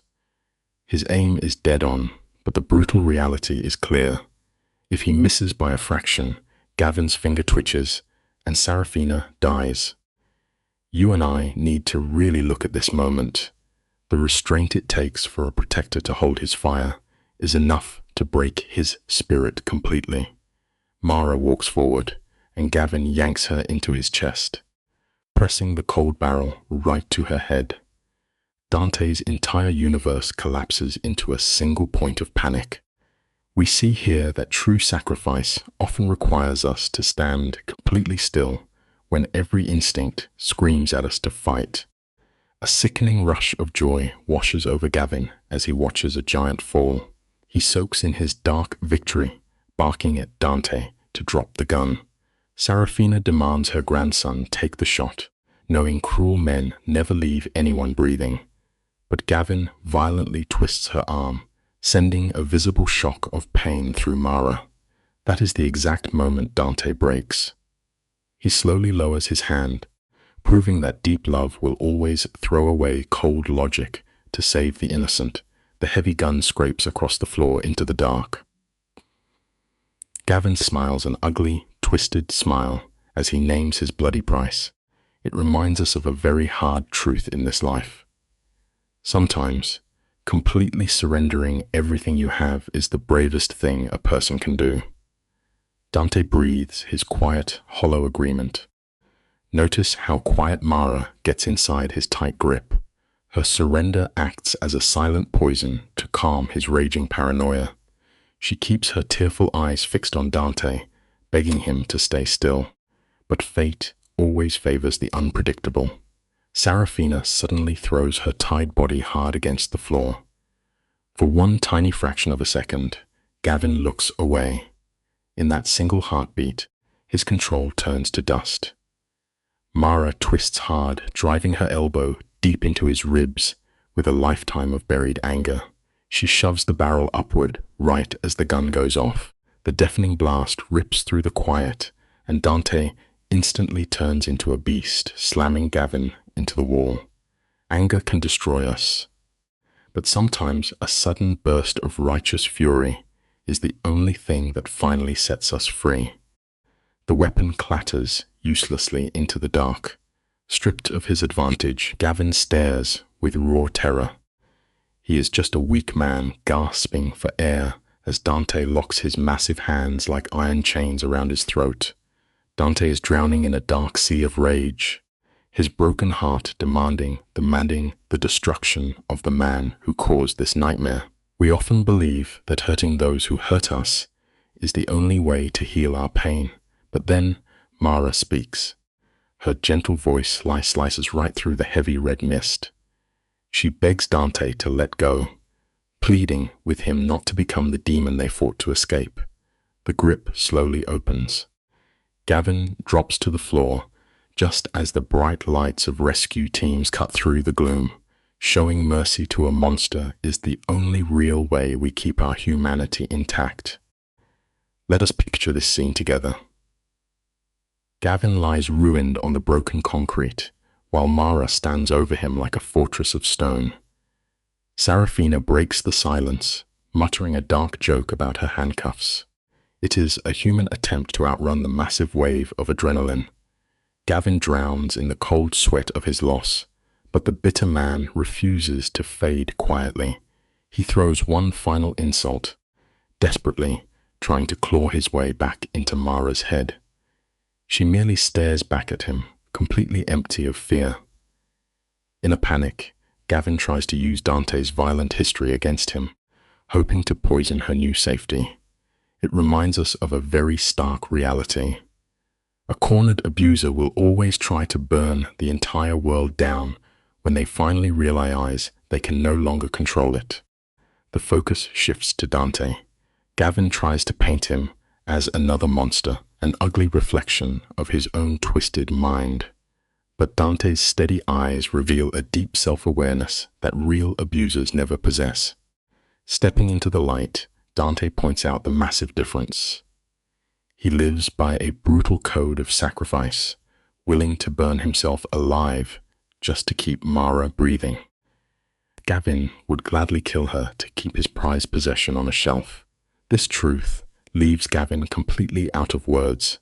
As the armed men drag him away, his face twists into a chaotic mask of broken lies. He screams out that he loves her. Mara's calm denial echoes off the damp walls, breaking his final illusion. We must always remember that true love is about choosing freedom, and it is never about violent ownership. With the predator gone, the heavy tension shatters like dropped glass. Dante rushes to check on Serafina, who stubbornly complains about her ruined morning to hide her shaking hands. Seeing the crushing guilt on Dante's shoulders, she sharply cuts him off, throwing the blame entirely onto Gavin where it belongs. She turns to Mara, praising her fierce will to stay alive. When Mara tries to force a weak smile, Serafina pulls her into a deep, protective hug. Stripped of the terrifying need to be strong, Mara's defensive walls completely collapse, and her heavy weeping fills the quiet space. It teaches us a vital lesson about human nature. True healing never begins in the rigid armor of survival. It only starts the exact moment we feel safe enough to finally fall apart. The camera catches the violent shaking in Dante's hands. His body is a quiet war zone of lingering anger and massive relief. Hearing the loud police sirens approach, Dante makes a shocking choice to fully cooperate with the law.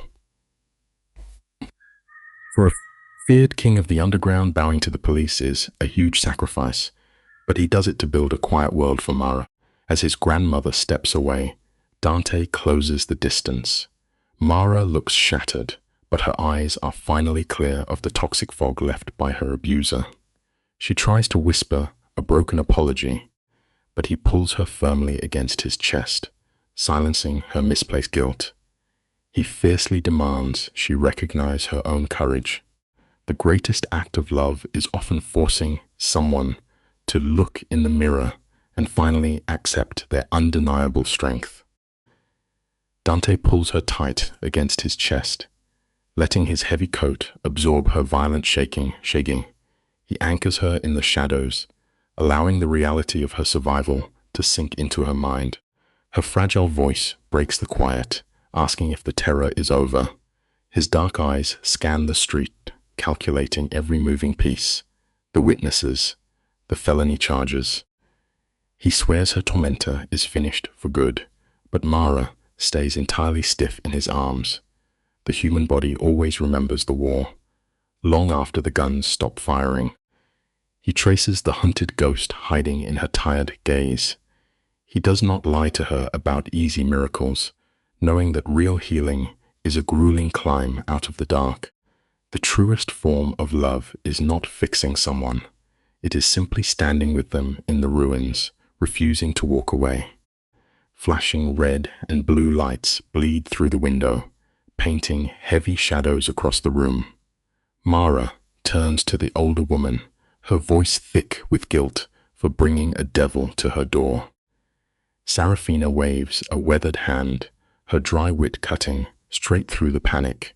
She brags about her quick reflexes, treating a lethal invasion like a spilled cup of coffee. It is a masterful redirection.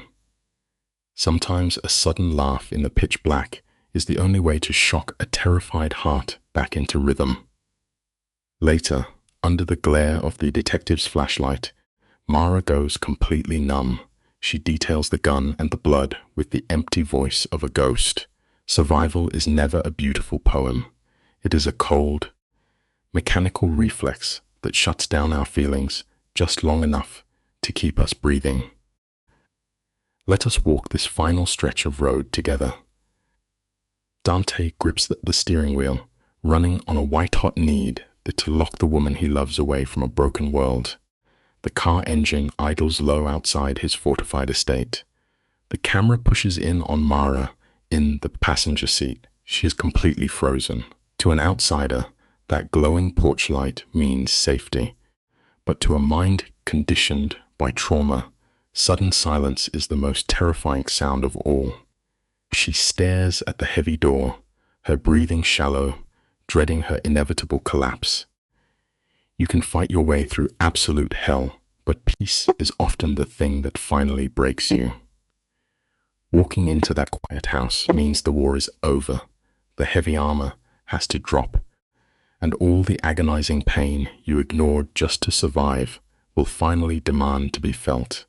The camera tightens on Mara, and we see her hands shaking.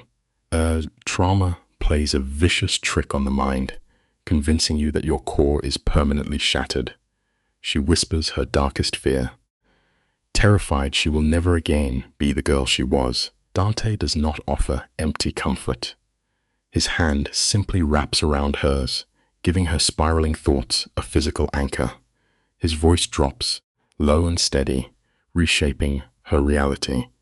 He tells her she is not broken, just completely exhausted from surviving a monster. And here is a truth we all need to remember. Healing never actually requires you to be unbreakable. It just requires you to find a safe place to put down your sword and rest. Grounded by that reality, Mara leans across the console and kisses him, fiercely reclaiming the power she believed was gone forever. Stick with me as we watch these fractured people collide. What looks like romance is often just a trauma bond painted in the colors of love. When Mara whispers her devotion, the camera catches the sharp tightening of Dante's jaw. He is a man ruled by possessive hunger. His voice turns rough as he confesses his absolute need for her, showing the deep cracks in his iron armor. Mara weeps, feeling safe in the arms of a man built for violence. The lesson here is that safety is often an illusion we build when we are simply tired of running. Sometimes our only shelter from a monster is a more dangerous predator. Suddenly, Serafina groans, loudly demanding a bed and coffee. It is a human moment, using annoyance to mask the brutal adrenaline crash they are all quietly dreading. Heavy iron gates grind shut, sealing them inside the concrete compound. The camera pans with Mara's exhausted gaze as she studies the high walls, whispering that she is home. Calling a fortress a sanctuary is a heartbreaking milestone for a survivor. She tilts her head to Dante, thanking him for fighting for her. It is a haunting visual. The broken bird thanking the apex predator for hiding his claws. Dante pulls her against his chest, swearing to protect her, feeding his own dark savior complex. We must remember that we often confuse absolute control for true safety when we are desperate. They stand locked together in the dim light, completely unaware that the sheer violence of tonight has permanently rewritten both of their souls. The human mind has a staggering ability to manufacture optimism while standing at the edge of a cliff. For the first time, Mara actually believes in a future. She stands under the scalding shower, trying to scrub away the invisible grease of trauma. It is a desperate ritual we all perform, even knowing water cannot wash away the ghosts in our heads. Stepping into the bedroom, the illusion breaks. The seemingly indestructible Dante sits on the mattress, his head buried in his hands, paralyzed by a violent flashback. His voice cracks as he confesses his terror of losing her. The lesson is that the tightest grip usually comes from the deepest fear. His agony is not just romance. It is heavily driven by a terrifying, obsessive need to maintain unbroken control over his fiercely guarded world. You and I are going to unpack this moment together, because the shadows hide a dangerous shift. Mara drops to her knees on the rug, immediately becoming the anchor. She forces Dante's frantic eyes to meet hers, softly washing away his imagined sins. By telling him he is her only sanctuary, she unknowingly chains her fragile self-worth to a profoundly dangerous man. His reaction is immediate and primal. He hauls her ifs onto his lap, caging her against his chest. His voice is a low rumble as he vows to never let her out of his sight for 30 days. On the surface, this feels like tear-jerking romance, but we must learn that true love always requires freedom, not captivity. Underneath the beautiful poetry, we are watching a damaged king demanding total ownership of his most prized asset. The camera lingers on Mara as a soft laugh spills from her lips. He just threatened to lock her away, and she actually finds it comforting. We have all sought shelter in the wrong arms when the winter gets bitter. She leans into his chest, asking him to say it again, feeding the dark loop they both crave.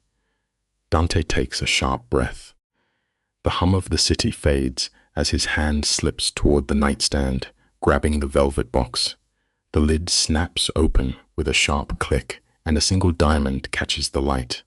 When he speaks her full name, it is not a beautiful proposal. It is a heavy gate swinging shut. Life teaches us that not all cages have iron bars. Some are made of gold and promises. He is sealing his absolute ownership of her soul, one deliberate syllable at a time. Watch the shadows play across Dante's jawline as he frames this marriage as a choice.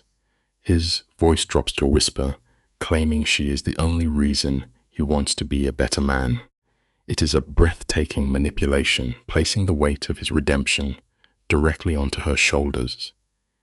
The most dangerous lies we ever swallow are the ones beautifully wrapped in love. Mara finally breaks. Hot tears spill down her face as she eagerly helps him forge the bars of her own cage. Hours later, the silent contract is sealed. She lies awake, staring at the diamond's harsh light on the ceiling, mistaking its cold glare for purity. Always remember that a shiny object does not guarantee a safe future. She whispers about a wedding date, frantic to lock the door against her own shattered mind. The lens focuses on Mara's fingers as she begs for a public wedding. It reveals a tragic truth. When we surrender our freedom, we desperately need the crowd to applaud, convincing us it was our own brilliant idea. Dante's lips curve into a chilling smile. The trap is sprung. He agrees to a rushed timeline, isolating her inside his illusion. That night, the nightmares of her past abuser vanish. She sleeps deeply, unaware she has simply traded a blunt monster for an artist of control. The hard lesson is that escaping one bad situation does not automatically mean you have found a safe one. Beside her, Dante remains awake. Bathed in cold moonlight, his dark eyes trace the pulse in her throat. It is not romance in his gaze. It is the silent pride of a predator admiring his secured territory. Come with me as we shift our gaze. In the quiet of his mansion, Dante actually believes he can wash the blood from his knuckles and become a holy savior. But true villains always cast themselves as the hero. Miles away, under the buzzing lights of a holding cell, Gavin sits entirely defeated. His empire of mind games has collapsed. Staring at the grey paint, a tear rolls down his bruised cheek. He is not mourning the loss of a woman. She was just a disposable pawn. To him, he is mourning the loss of his mirror. You and I must understand this final dark truth about cruelty. The life lesson is plain. A tyrant never cries because they miss the love they lost. They weep because they can no longer see their own terrifying power reflecting back at them in the fearful eyes of their chosen victim. The screen fades up 2 months later. Notice the sunlight pouring over the floor, thick with the scent of espresso. Mara opens her eyes. Downstairs, the clipped tones of Serafina echo through the halls, blending with the rumble of a truck outside.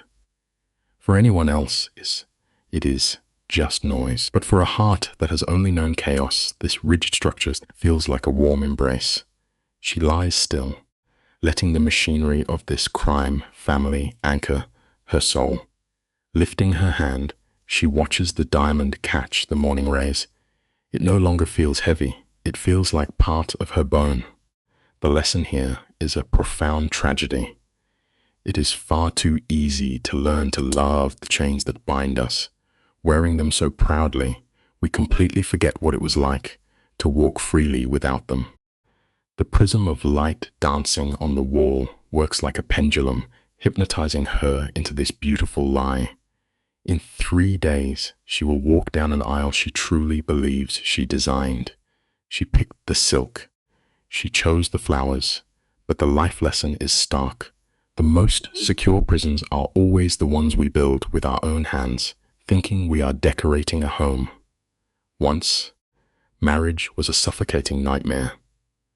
Now, she races toward an organized criminal with breathless excitement. The camera follows her bare feet down the sprawling staircase.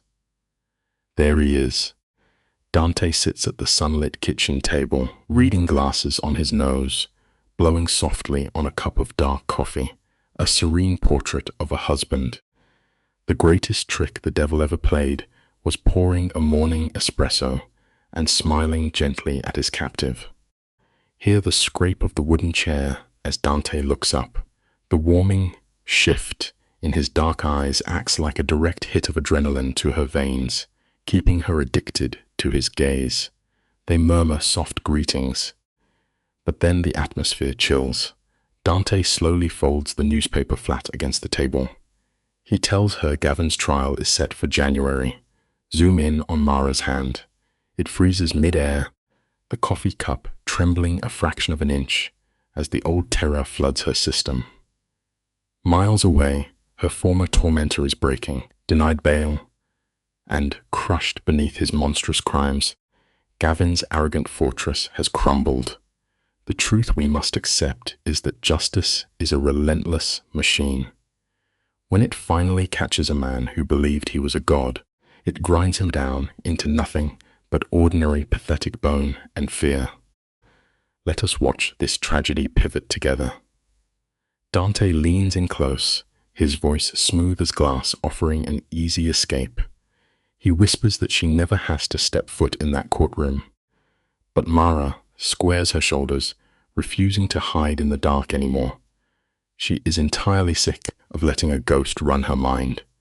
By choosing the witness stand, she takes one desperate swing at getting her soul back. Dante reaches out, tracing her jawline, promising he will never leave her side. The camera slowly pulls back, framing them in the warped morning light. It is a harsh reality we all face. If you refuse to hold the pen, someone else will gladly write your ending.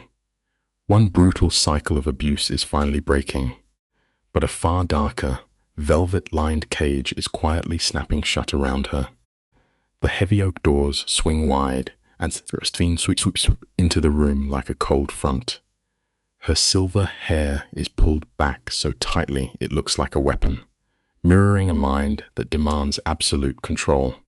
She starts firing off orders, weaponizing the schedule to keep everyone dependent. Look closely at Mara. You can actually see her shoulders drop. It is the heartbreaking reflex of a survivor instinctively trying to please the loudest predator in the room. Dante simply hides a dark smirk, behind his porcelain cup as his mother barks at Mara to handle the family business. We often forget this simple truth in our own lives. Real power rarely needs a drawn gun. The most dangerous control always thrives in the quiet daily theft of your simplest choices. The click of Serafina's heels fades down the hall, and the suffocating tension breaks. Mara lets out a shaky breath. She turns to Dante, begging him with her eyes to make sense of the madness. Dante leans back, casually comparing his mother's cold cruelty to the quiet terrors his father endured. He wraps pure poison in the comforting blanket of family history. The real tragedy is that this twisted bonding draws a genuine laugh from Mara. The harsh lines of his face melt into something that looks like true affection. She rests her hand on his chest, flooded with a profound sense of false gratitude. The painful life lesson here is clear. A desperate heart will always search the dark for a lighthouse, even if that glowing light is just coming from a burning ship. Dante captures her hand, pressing his mouth to her palm. It is a devastating seal on her loyalty. Over the next 3 days, we watch a dizzying montage of terrifying perfection as the estate transforms. Velvet chairs stand like soldiers marching toward an archway of white roses. Mara grew those roses herself, trying to plant beauty in poisoned soil. Standing on the balcony, the world blurs. She feels exactly like a ghost attending her own capture. Yet, when Serafina looks up from the lawn, Mara forces a bright smile, loudly praising the design. Life teaches us a harsh reality. Sometimes we meticulously decorate the very cages that trap us, hoping the outward beauty will somehow make us forget the heavy lock on the door. Let us look at this together. Serafina paces the marble floor, her dead eyes scanning the young woman.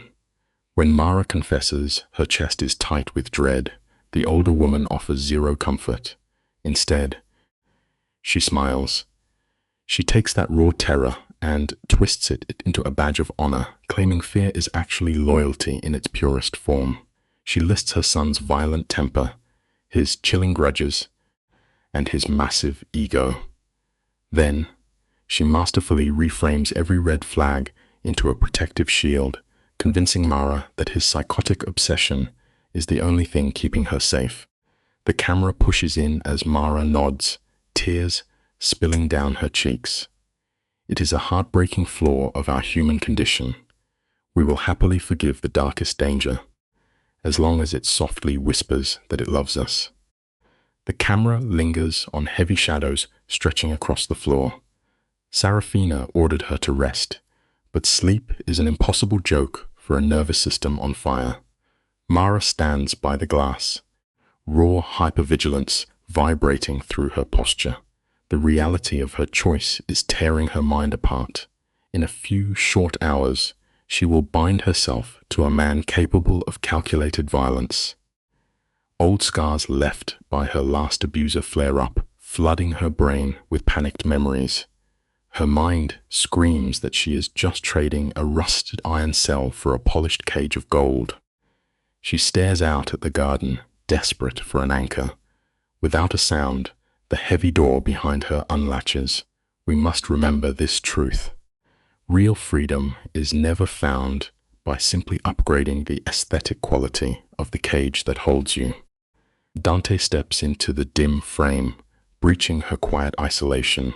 The light catches the exhaustion carved into his face as he gently has her mood. Backed into a corner by her own defenses, Mara takes a terrifying leap into pure vulnerability. She confesses her terror of repeating history, paralyzed by the thought that she is recreating her trauma by swapping one monster for another. Dante processes this revelation with absolute calm. He does not lash out with wounded pride. Instead, he executes a masterful grounding technique. He forces her to look him in the eye, demanding she uses her own knowledge of red flags to evaluate him. The lesson here is profound. Our deepest fears lose their heavy grip the moment we force ourselves to look at them with cold, objective truth. Watch closely, because you and I are witnessing a masterclass in psychological dismantling. To Dante challenges her fears, his voice low and steady. He demands she name a single toxic behavior he has actually aimed at her. He runs through a checklist of coercive control tactics. The answer is nothing. He systematically shatters her projection. Mara crumbles, confessing she is terrified. Her broken mind can no longer spot the predator in the room. Dante closes the distance, capturing her trembling hands to anchor her in the present. He openly admits to his innate aggression and his deep need for control over his world. Yet he draws a hard boundary at ever hurting her.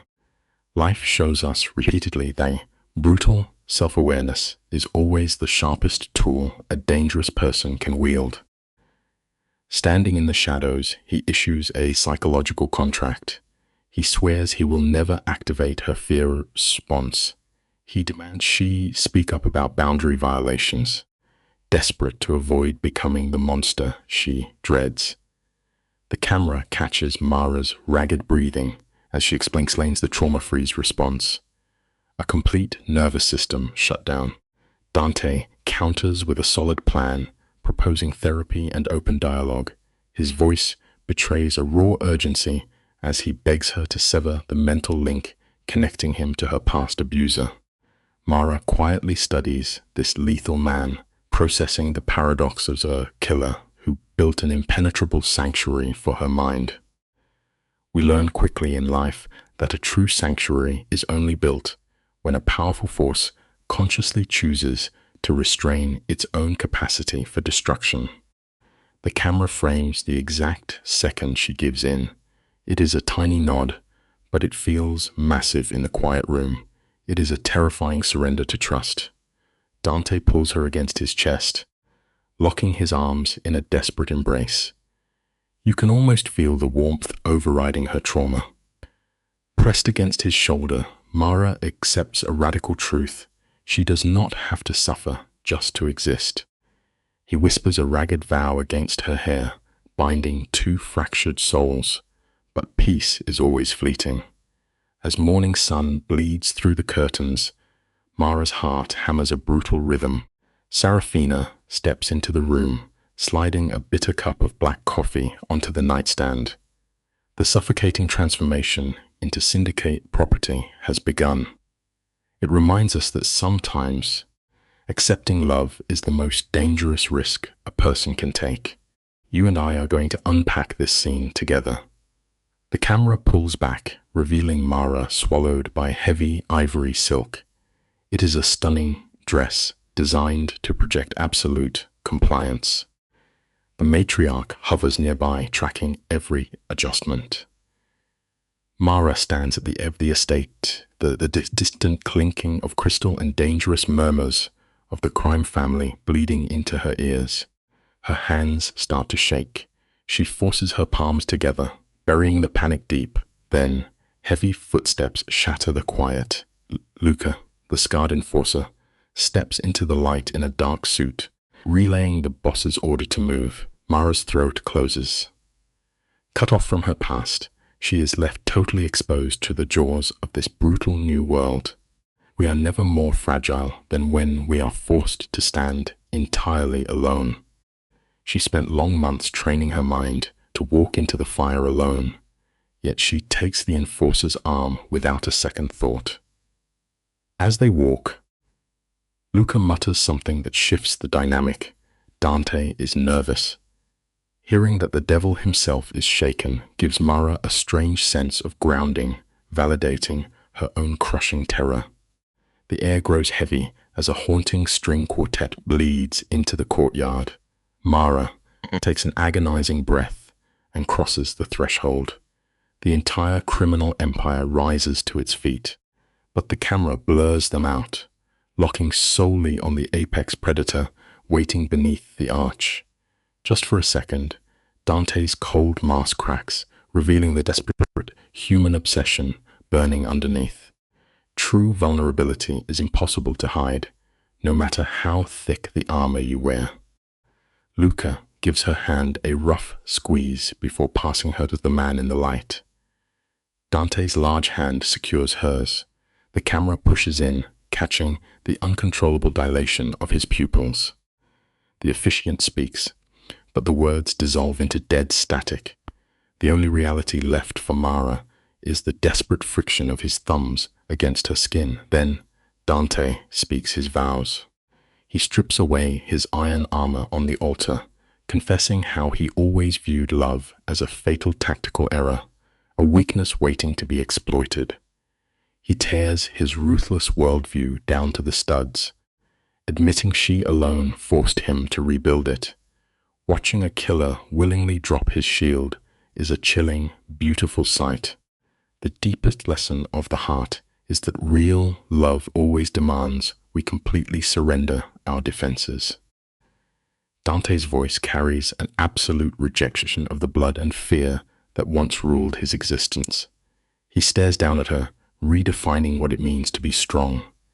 To him, her ability to simply breathe after enduring such trauma is the peak of human endurance. In a poetic turn, he compares her quiet garden work to the miracle of dead things coming back to life. His voice actually breaks. A rough, tearing sound as he swears his oath. He pledges to become the walls that keep the wolves out. He promises to channel his violence solely toward their enemies, vowing the monster inside him will never look her way. He commits to choosing her every morning above his own survival.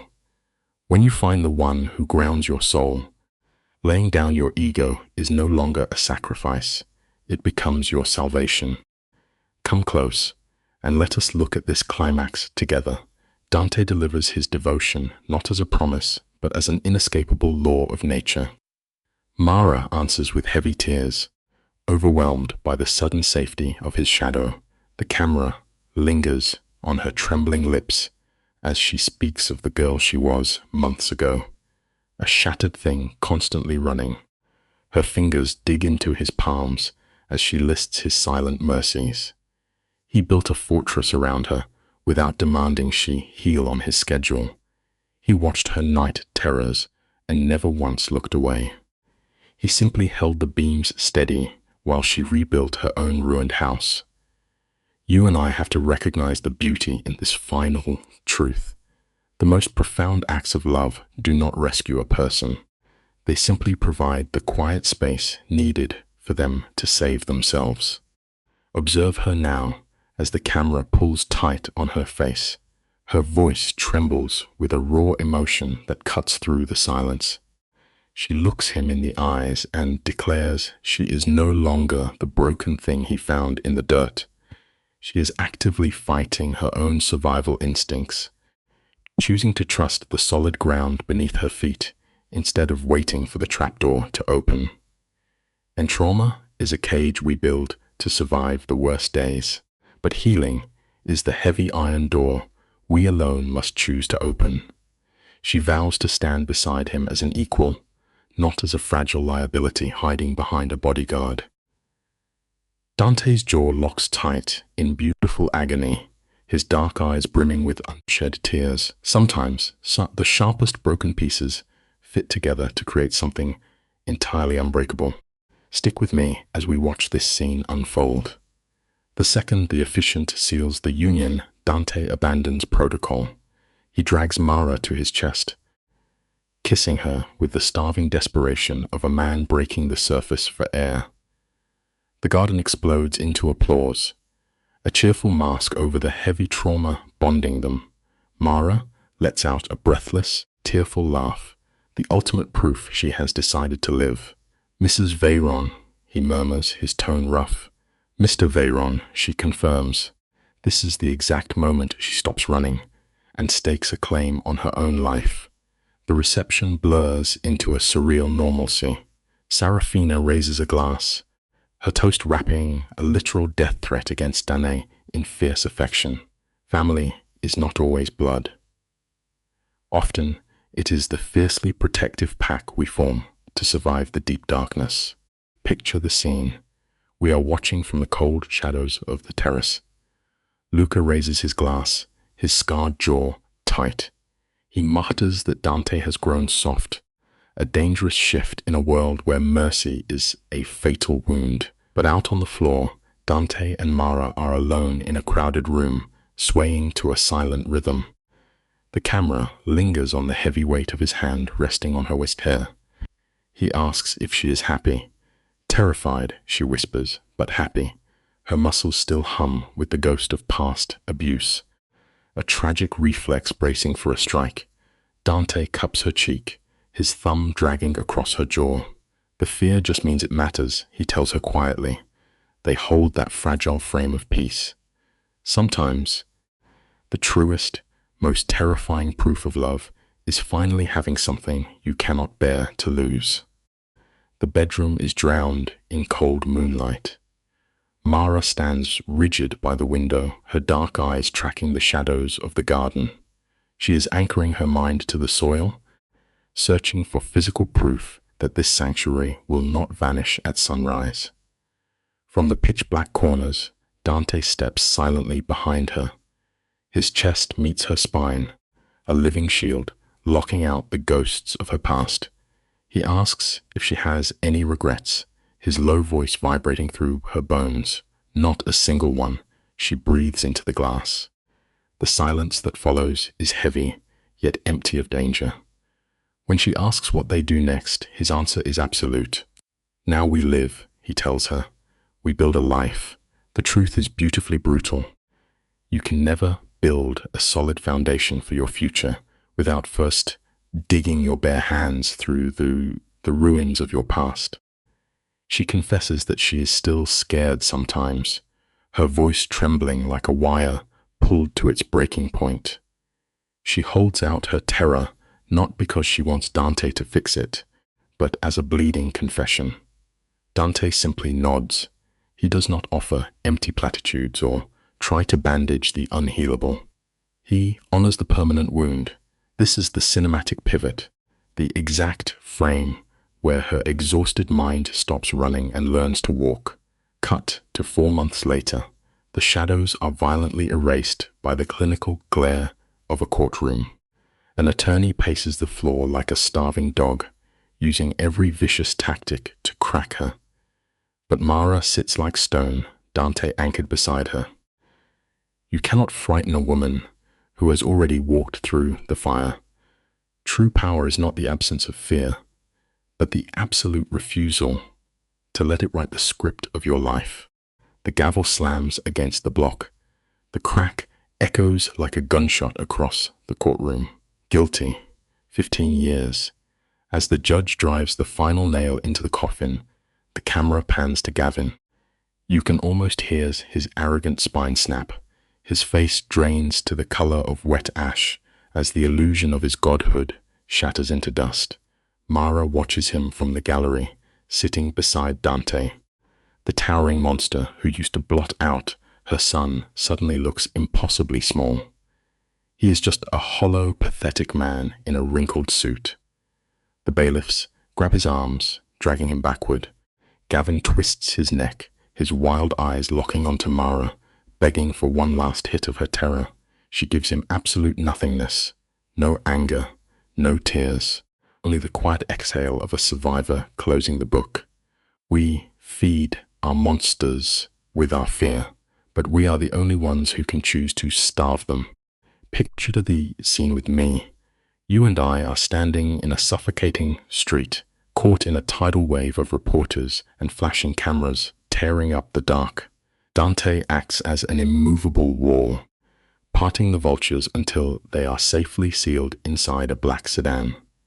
The heavy doors slam shut, and absolute silence drops over them. Mara collapses against the leather seats, the rigid terror in her jaw finally melting. Dante asks, "How do you feel?"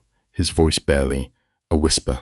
She watches the blurred city streak across the tinted glass and whispers, "Free." They are heading back to a garden she pulled from the earth with her own hands. The truth is that healing is a brutal and ugly war, but a surviving soul will always find a way to reach for the sun. The camera finds a heavy oak desk where moonlight spills like cold water to frame Mara in silver. Her pen viciously scratches the paper. She is dragging agonizing memories from the locked cages of her mind, bleeding them into ink. Dante leans against the door frame, a silent sentinel wrapped in deep shadows.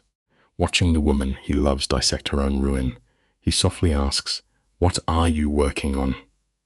Careful not to shatter her fragile focus, she pauses, taking a shaky breath, forging her terror into cold evidence. Dante holds his ground, refusing to read a word until he is invited. By 4 in the morning, only her steady voice breaks the heavy silence. You can never truly close the book on your history until you gather the courage to read the darkest chapters out loud. Dante steps into the amber light, his massive frame shifting with an awkward vulnerability as he confesses that he watches the door while she sleeps. Under the shadow of another man, this would feel like the suffocating grip of a prison warden. But the camera lingers on the soft release in the eyes of Mara. She whispers, "It reminds me I am not alone anymore," translating the fierce devotion in his gaze. He pulls her from the hard chair, folding her into the heavy, grounding warmth of his chest. She murmurs into the dark, "I used to think love meant giving up pieces of yourself. Real devotion never demands you shrink into the shadows. It stands as a towering shield to help you carry the heavy sky. Stick with me here. You and I are going to push the timeline 6 months forward. The sun is golden, the house is quiet, and the illusion of safety feels absolute." Then, the camera pans down to the heavy oak table. A white envelope sits there, a venomous stain on the picture. There is no return address, just the erratic, violent scratch of a familiar handwriting. As Mara slides her trembling finger under the flap, you can almost hear the deafening rush of panicked blood in her ears. The ghost of her abuser has crawled right up to her front door. It serves as a cruel reminder of a brutal truth. No matter how thick the fortress walls you build might be, your dark history always demands one last conversation before it truly sets you free. The paper shakes in her grip as her eyes scan the cruel, jagged ink. Gavin writes that this letter is a mandated exercise, which is really just a cowardly attempt to hide behind the cold walls of institutional therapy. He refuses to shoulder his own guilt, weaving a careful apology designed to drag her back into the dark gravity of his twisted world. Stripped of his power and locked in a concrete cell, he is forced to stare into the empty mirror of his own mind. The ink screams, "I was a monster," across the page. Hurt people will instinctively bleed on others, but simply acknowledging your bad behavior is a far cry from actually doing the brutal, everyday work required to drink the cure and change your ways. The final lines drip with the manipulative poison of a fallen tyrant. He signs off hoping she is free, playing the tragic martyr one last time. Mara lowers the paper, and the muscles in her jaw are astonishingly relaxed. The camera tracks her slow, deliberate footsteps toward the stone fireplace. She strikes a match. The flame flares, casting long shadows against the walls. She drops the letter onto the logs, watching the edges turn black and dissolve into ash. There is no triumphant smile or sudden rush of revenge. She stares at the burning ghost of her abuser and feels absolutely nothing. Apathy is her undeniable victory. True closure arrives when the fire that once burned your entire world to the ground lacks the power to even warm your hands. Dante sits into the firelight, his dark eyes locking onto the crumbling ash. He asks, "What was that?" His voice a gentle rumble in the room. Mara watches the final spark die and murmurs, "The past finally letting go of me." He wraps his arms around her in a grounding embrace. Look closely at the screen with me. You and I are about to witness a true transformation. She closes her eyes, running a silent inventory of her soul. The shattered girl from 3 years ago is gone, replaced by a woman forged in hellfire, anchored by a man who treats her scars like medals from a terrible war. She whispers, "Like I can, finally, breathe." Healing demands agonizing patience, but one day, the suffocating air simply becomes oxygen again. The morning mist hangs heavy over the garden, with the dawn light painting the world in soft blues. Dante shuffles onto the stone patio, his broad shoulders entirely relaxed. There is no armor today, and no hidden weapons. Just the quiet vulnerability of a man at peace. He steps behind Mara, sliding a warm arm around her waist. He kisses her temple, gently asking if the ghosts had chased her from sleep. Mara leans back into his chest, her eyes tracing the blooming flowers she planted. She murmurs lighter than the breeze, "No, good ones, actually. I dreamed about the future. The agonizing tragedy is over." The absolute greatest defiance against a violently broken past is daring to build a beautiful tomorrow. The camera pulls a tight focus on Mara. The morning light catches the subtle, beautiful softening of her jawline. She looks at Dante, her eyes steady, holding no lingering ghosts at all. She whispers, "You make me happy. The future makes me happy. This is no cheap fairy tale. This is the brutal work of a shattered mind rewriting its own survival code." Sunlight spills over the roses she planted, living proof of how life claws its way back from total ash. She is no longer the hunted, trembling thing her abuser left behind. The lesson in this cinematic frame is undeniable for anyone watching. No matter how viciously the darkness cuts your soul, the human need to heal will always shatter the concrete and reach for the bright sun. Let the camera linger on the quiet space between them. The deep grooves of trauma do not just wash away overnight. The cold echoes of her abusers still sleep within her mind, whispering cruel lies that she was nothing. Yet, as Dante reaches out to gently brush a lock of hair from her cheek, we witness something profound. She does not flinch. She leans into his warmth, thanking him for holding her when she felt completely hollow. Dante is the towering anchor pulling her back to reality, proving her value was never lost. There is a simple, powerful truth hiding in this quiet scene for all of us. The monsters who violently break you never get to decide what your soul is actually worth. Recognizing that fact is the very first step out of the blinding dark. In the cinematic stillness of this garden, we witness the absolute ruin of Gavin and his cruel design. He wanted her reduced to ashes, entirely dependent on his suffocating shadow. But watch her now. She holds a warm ceramic mug, closing her eyes to smell the bitter coffee and feel the crisp wind against her neck. She is anchoring herself to the present moment, piecing the shattered glass of her timeline back together. Surviving a monster does not mean forgetting he existed. It means taking the ugliest, terrifying parts of your history and forcing them to sit quietly in a dark corner of your mind. If we take anything away from her triumph, it is this undeniable lesson. The blackened ruins of your worst days can actually become the solid stones you use to build your sanctuary. Lean in and stick with me, because you and I need to look closely at a man like Gavin. He was a master architect of human despair. He buried Mara alive under a suffocating blanket of fear, making her believe she needed his toxic air just to breathe. But the human soul is beautifully stubborn. It does not die under the crushing weight of abuse. It just holds its breath in the dark. With Dante standing steady beside her, Mara dug her own spirit out of the dirt and took back the wheel. That is the true climax of this story.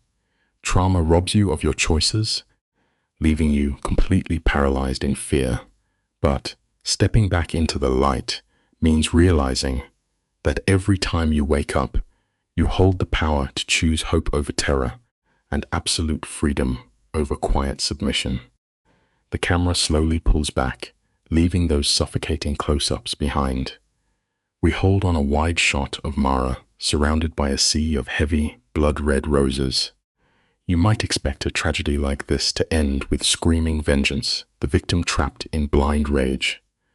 But true defiance is almost always silent. Look at her relaxed posture in that golden light. Her shoulders sit low and soft. The dirt on her hands is just rich earth, free of blood. Her abuser tried to destroy her, yet here she is, coaxing beauty from the dirt he meant to be her grave. Her tired heart has finally forgotten how to run.